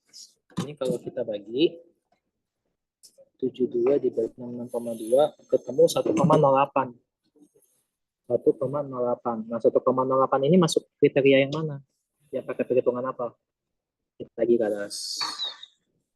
Nah, dari 0,9 sampai 1,2. Berarti kita pakai ABW. Oh, berarti kita pakai BB aja hitungnya. Nah, berarti sepanjang ini ternyata kita cuma ngitung pakai BB agak merepotkan ya.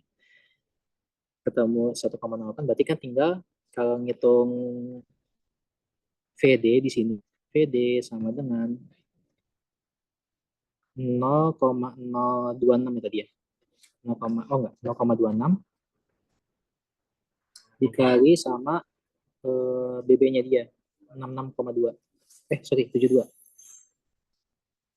Berarti ketemu di sini 0,26 dikali 72. 18,72. Berarti yang 18.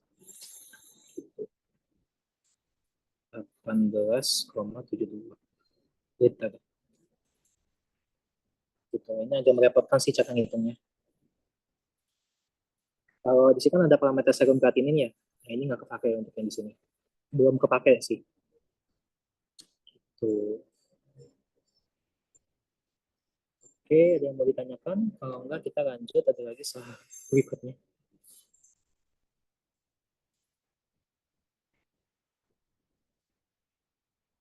Kalau nggak ada, mungkin kita lanjut. Yang ini, yang nomor 6. Ini juga sama. Wah, ini repot juga nih. Serum kreatinin. Oke, pasien alpha, wanita, 70 tahun, 85 kilo. Ini kalau udah BB-nya segini, ini udah suspek aja nih. 85 kilo tuh udah gede. Jadi kayak udah masuk obes nih kayaknya. 85 kilo, 160 cm dengan serum kreatinin 2,5 mg per desiliter mengalami ISK. Berarti kan kita harus antibiotik. Dikasih terobamesin infus IV 30 menit sebagai terapinya. Yang ditanya harga KE, konstanta eliminasi. Nah, berarti kalau kayak gini ngitungnya gimana? Berarti kan ini ya, kita harus tahu dulu nih dia itu masuk ke enggak, karena kan nanti berkaitannya hitungannya sama di ininya nih, clearance kreatininnya di BW ini. Nah, oh ya ini juga agak ngeselin sih. Dari rumus aja dikasih tahunya dalam satuan mikromol per mili ya. Padahal di kasusnya itu dia dalam miligram per desiliter. Berarti kita ngafalinnya satu ini aja, satu rumus aja. Berarti kita harus hitung dulu nih IBW-nya ya.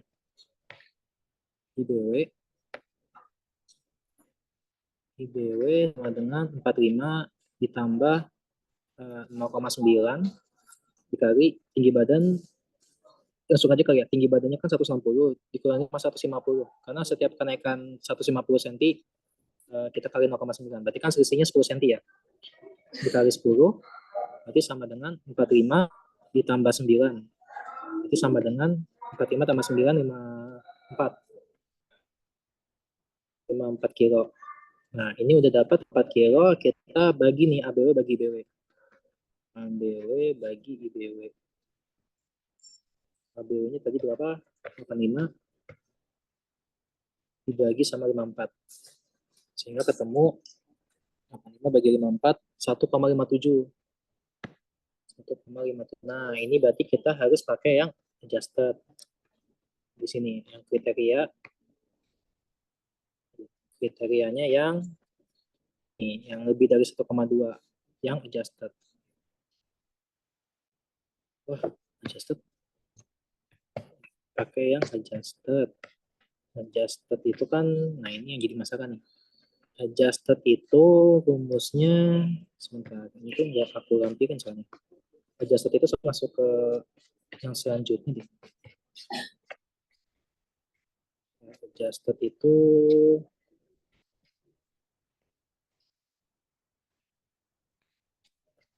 sebenarnya lagi adjusted itu nanti ada rumusnya sendiri sih. Aduh. Nanti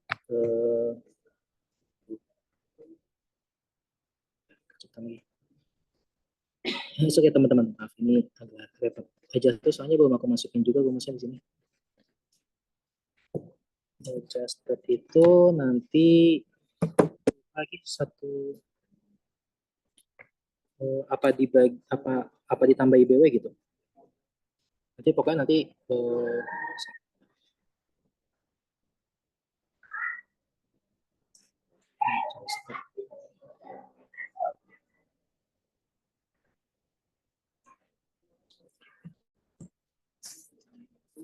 oh iya ini adjusted itu rumusnya IBW ditambah 0,4 dikali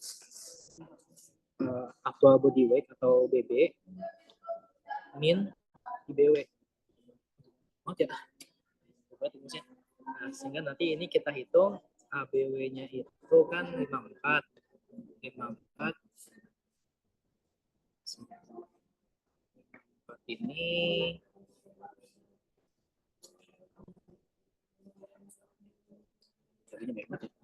54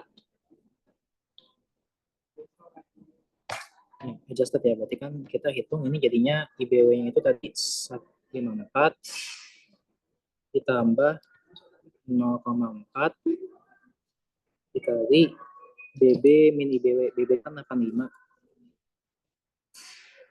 85 dikurangi sama IBW-nya itu 54. 31. Jadi dikali 31 sehingga ketemu 12,4. 54 ditambah 12,4. Jadinya 66,4. Nah, ini BB yang bakal pakai buat menghitung ininya. Buat dapetin konstanta eliminasinya. Kita ngitung clearance nanti. Nah, ini 66,4. Sehingga kalau mau ngitung clearance berarti kan kita hitung clearance kreatininnya.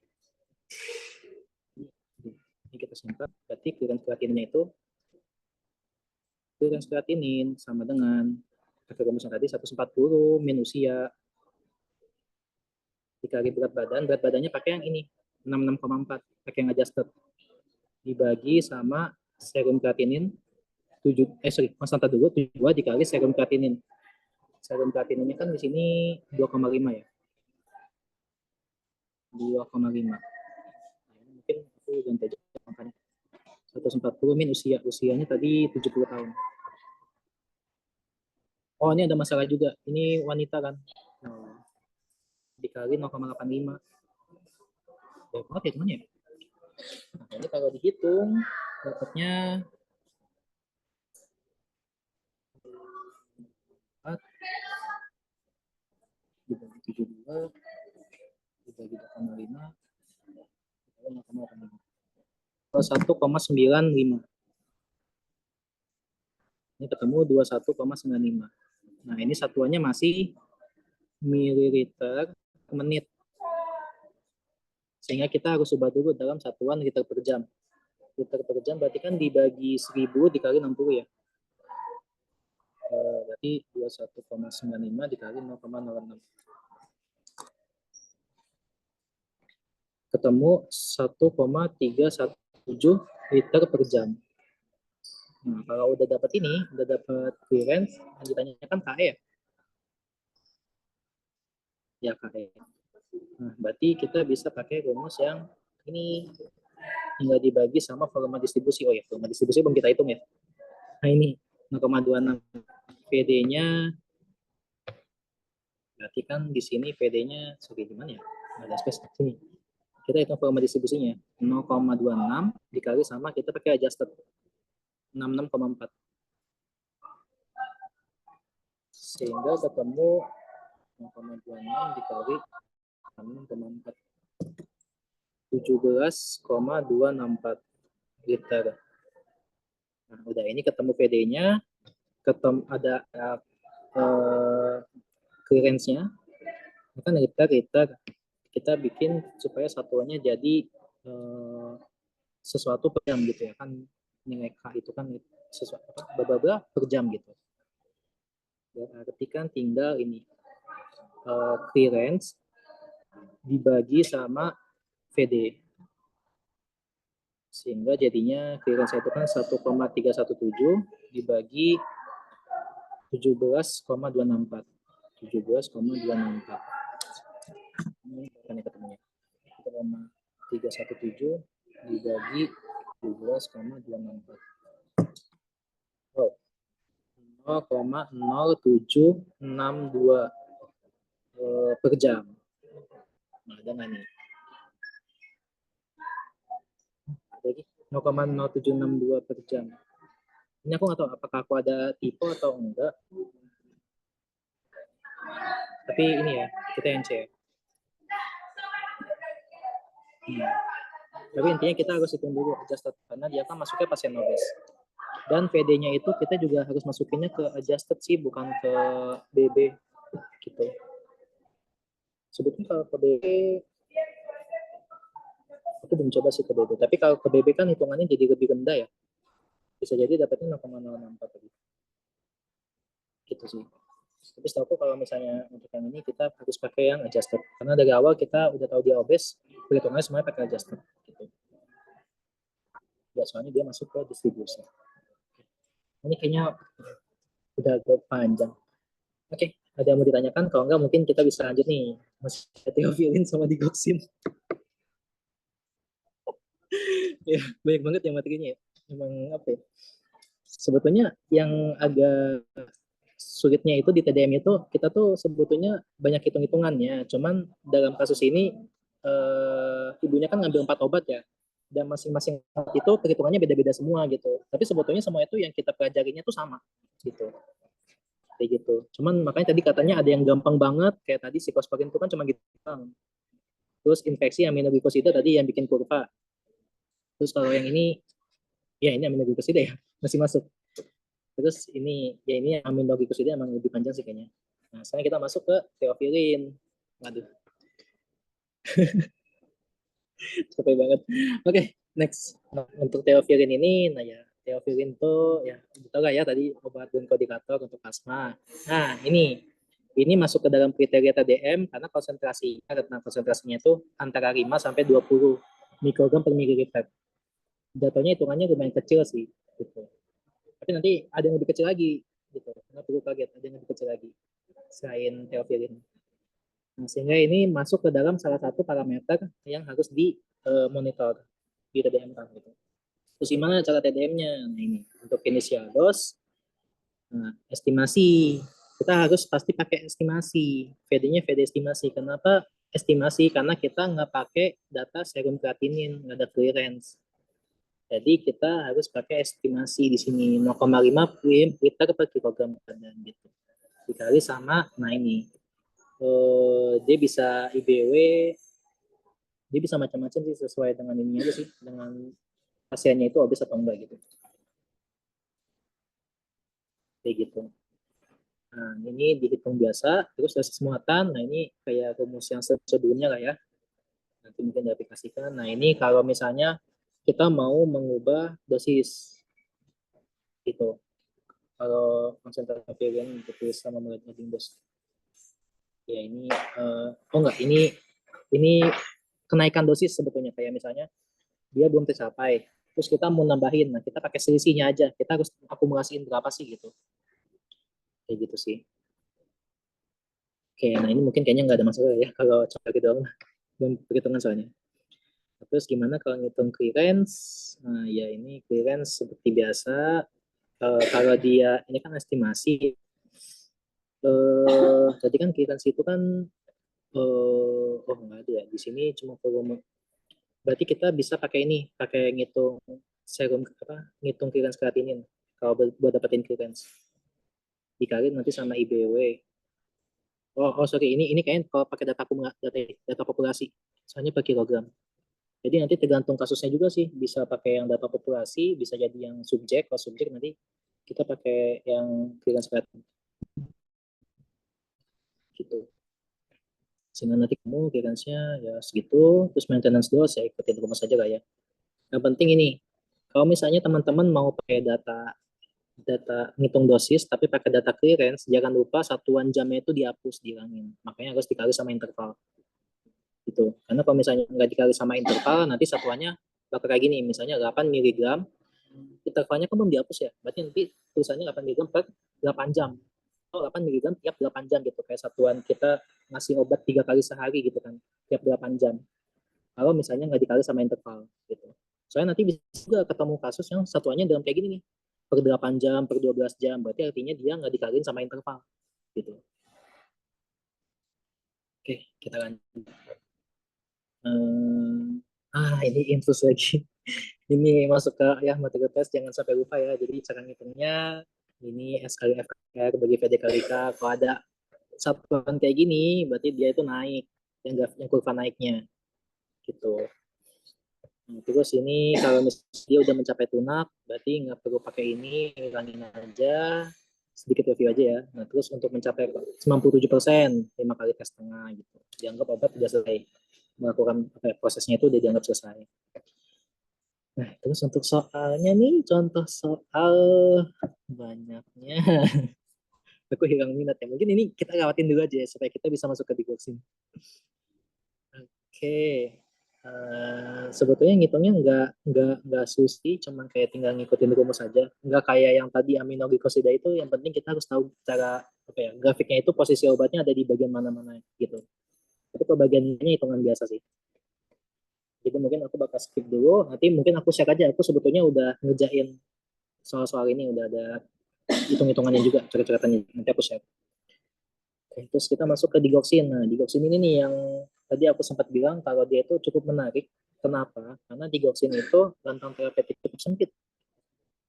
Ini kan digoxin itu kan obat jantung ya, untuk gagal jantung atau untuk fibrillasi atrial. Ini tuh aritmia. Ini aritmia seperti fibrillasi atrial.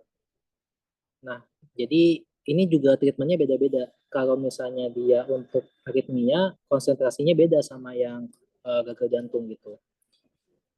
Dan di sini kan digosin itu diabsorpsi tidak sempurna dan sebesar dieliminasi lewat ginjal. Berarti parameter ginjal ini penting gitu. Untuk kalau misalnya fungsi ginjal yang nggak baik-baik aja itu jadi masalah. Nah, terus dosis muatan sesuai dengan literatur 1 mg per 70 kg berat badan. Berarti setiap ada 70 kg berat badan naik, berarti nambah 1 mg.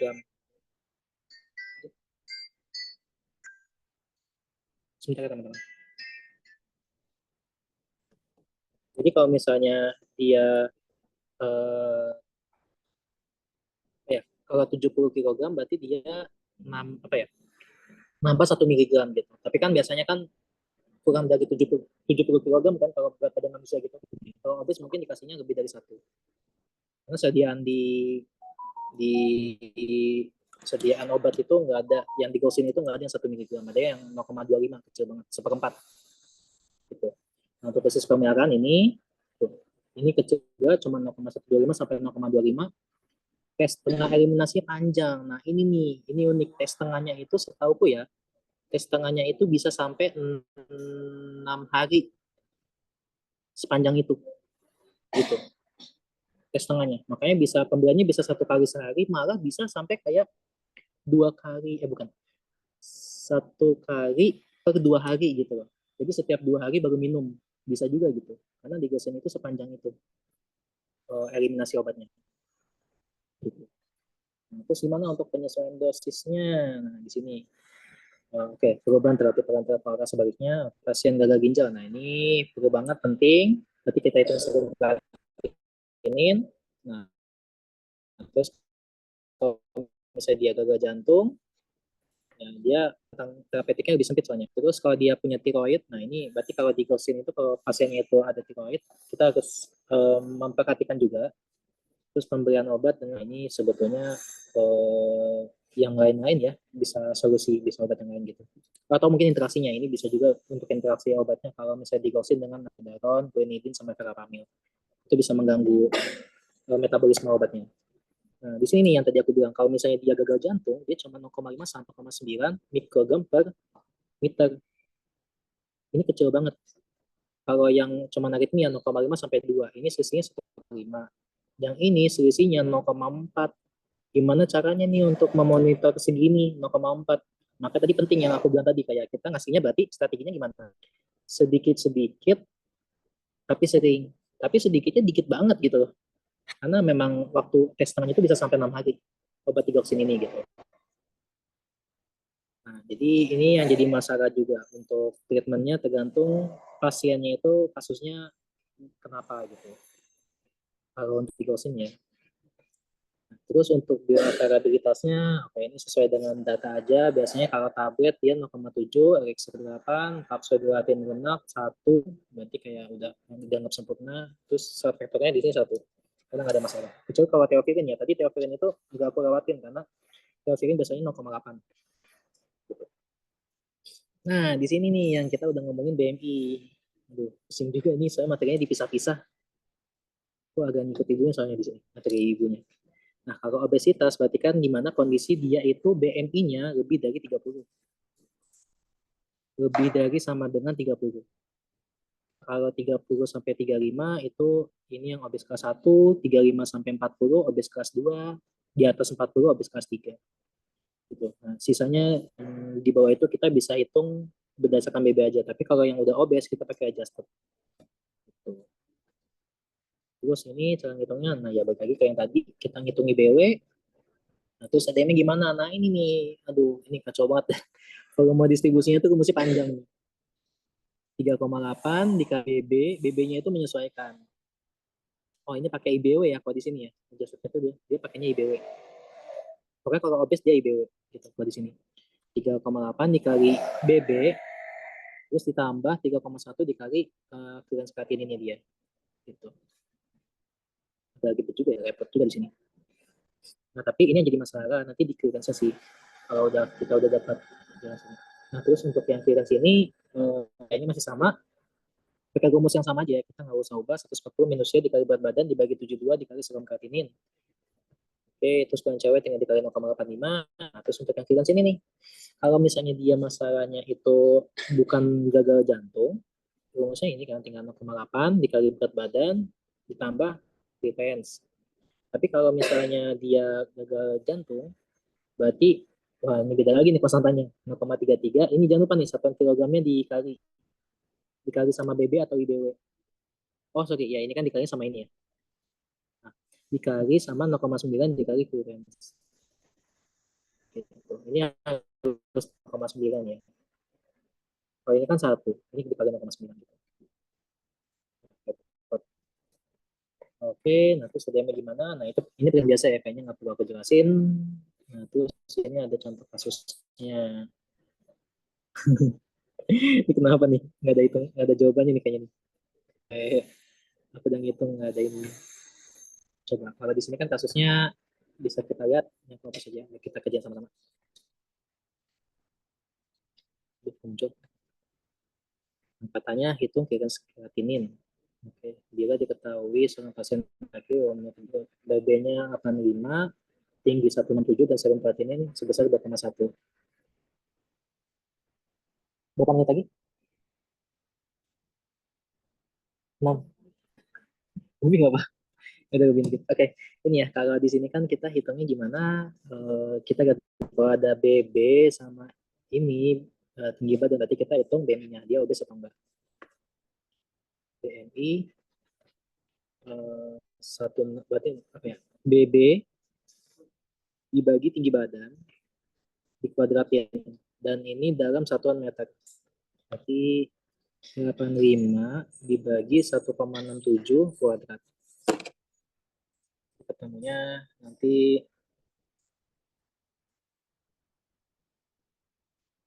85 dibagi 1,67 dibagi 1,67. 30,47 lagi. Ini dia masuk ke dalam batas obes sih. 30,47. Itu udah obes, berarti kita harus pakai IBW. Di sini, oke, berarti kita kan udah dapat BMI-nya. Kita hitung ininya nih, keras kreatinin. Berarti pakai data kalau keras kreatinin kan berarti ini ya rumusnya tadi. Sama dengan berarti kan 140 min usianya 50 tahun dikali, nah ini aduh, pakai IBW ya 30,47 kan, berarti kita hitung dulu nih IBW-nya. Dia laki-laki, berarti IBW sama dengan 50 ditambah 0,9 dikali tinggi badannya 167, 150 ya, berarti kan nambah 2 cm karena batasnya 150. Berarti 167, 150 berarti 17 sama dengan yang hitungnya ya. Ini tambah 0,9 dikali 17. 65,3 kilo. Nah, 5,3 kilo kita masukin buat di ini di atas berat saat ini.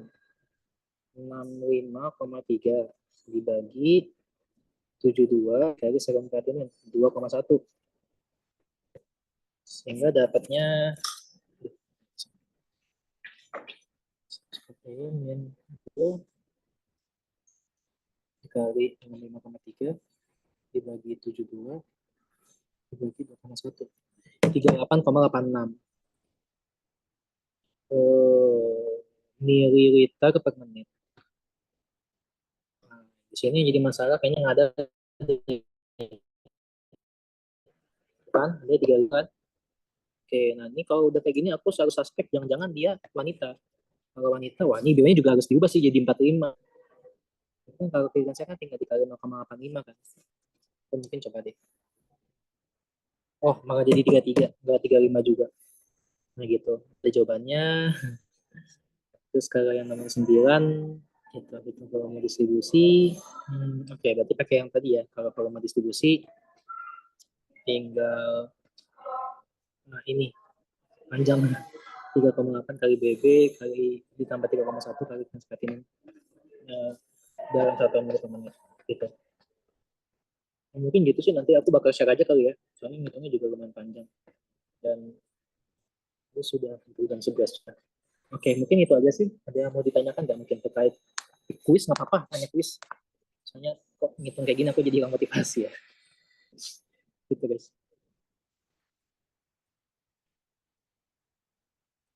Hmm, ada yang mau ditanyakan? Soalnya masuk masuk. Ada yang mau ditanyakan mungkin tentang soal kuis juga nggak apa. Yang selanjutnya ini sebetulnya ada kasus, tapi kayaknya nggak akan diujikan sih, agak panjang. Aku bakal share PPT-nya untuk yang ini, yang udah dibahas.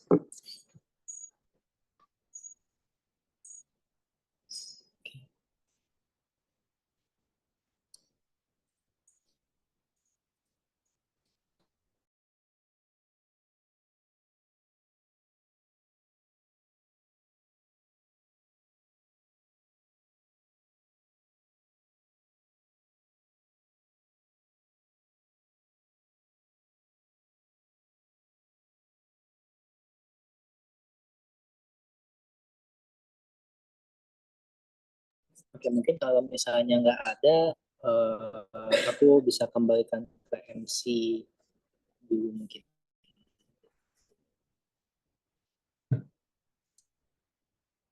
Soalnya ini banyak banget soalnya kalau hitungan, aku juga pusing juga. Tapi ya begitu guys, kalau was itu kuncinya mungkin dibaca dulu soalnya. Kalau misalnya dia nggak ada tinggi badan, langsung aja ngitung serum kreatinin gitu. Berarti dia nggak ngomongin tentang obesan gitu. Tapi kalau ada, kita harus hitung. Misalkan mungkin MC, aku kembalikan ke MC.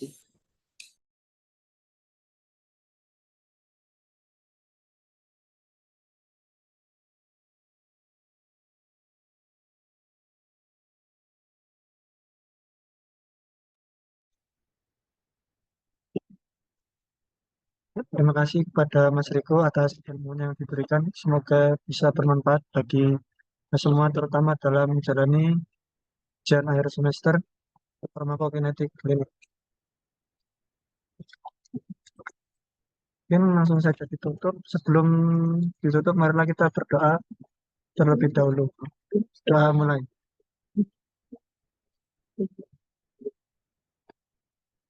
Cukup. Kami ucapkan terima kasih kepada teman-teman dan Mas Riko karena telah sedia hadir. Terima kasih. Wassalamualaikum warahmatullahi wabarakatuh. Waalaikumsalam warahmatullahi wabarakatuh.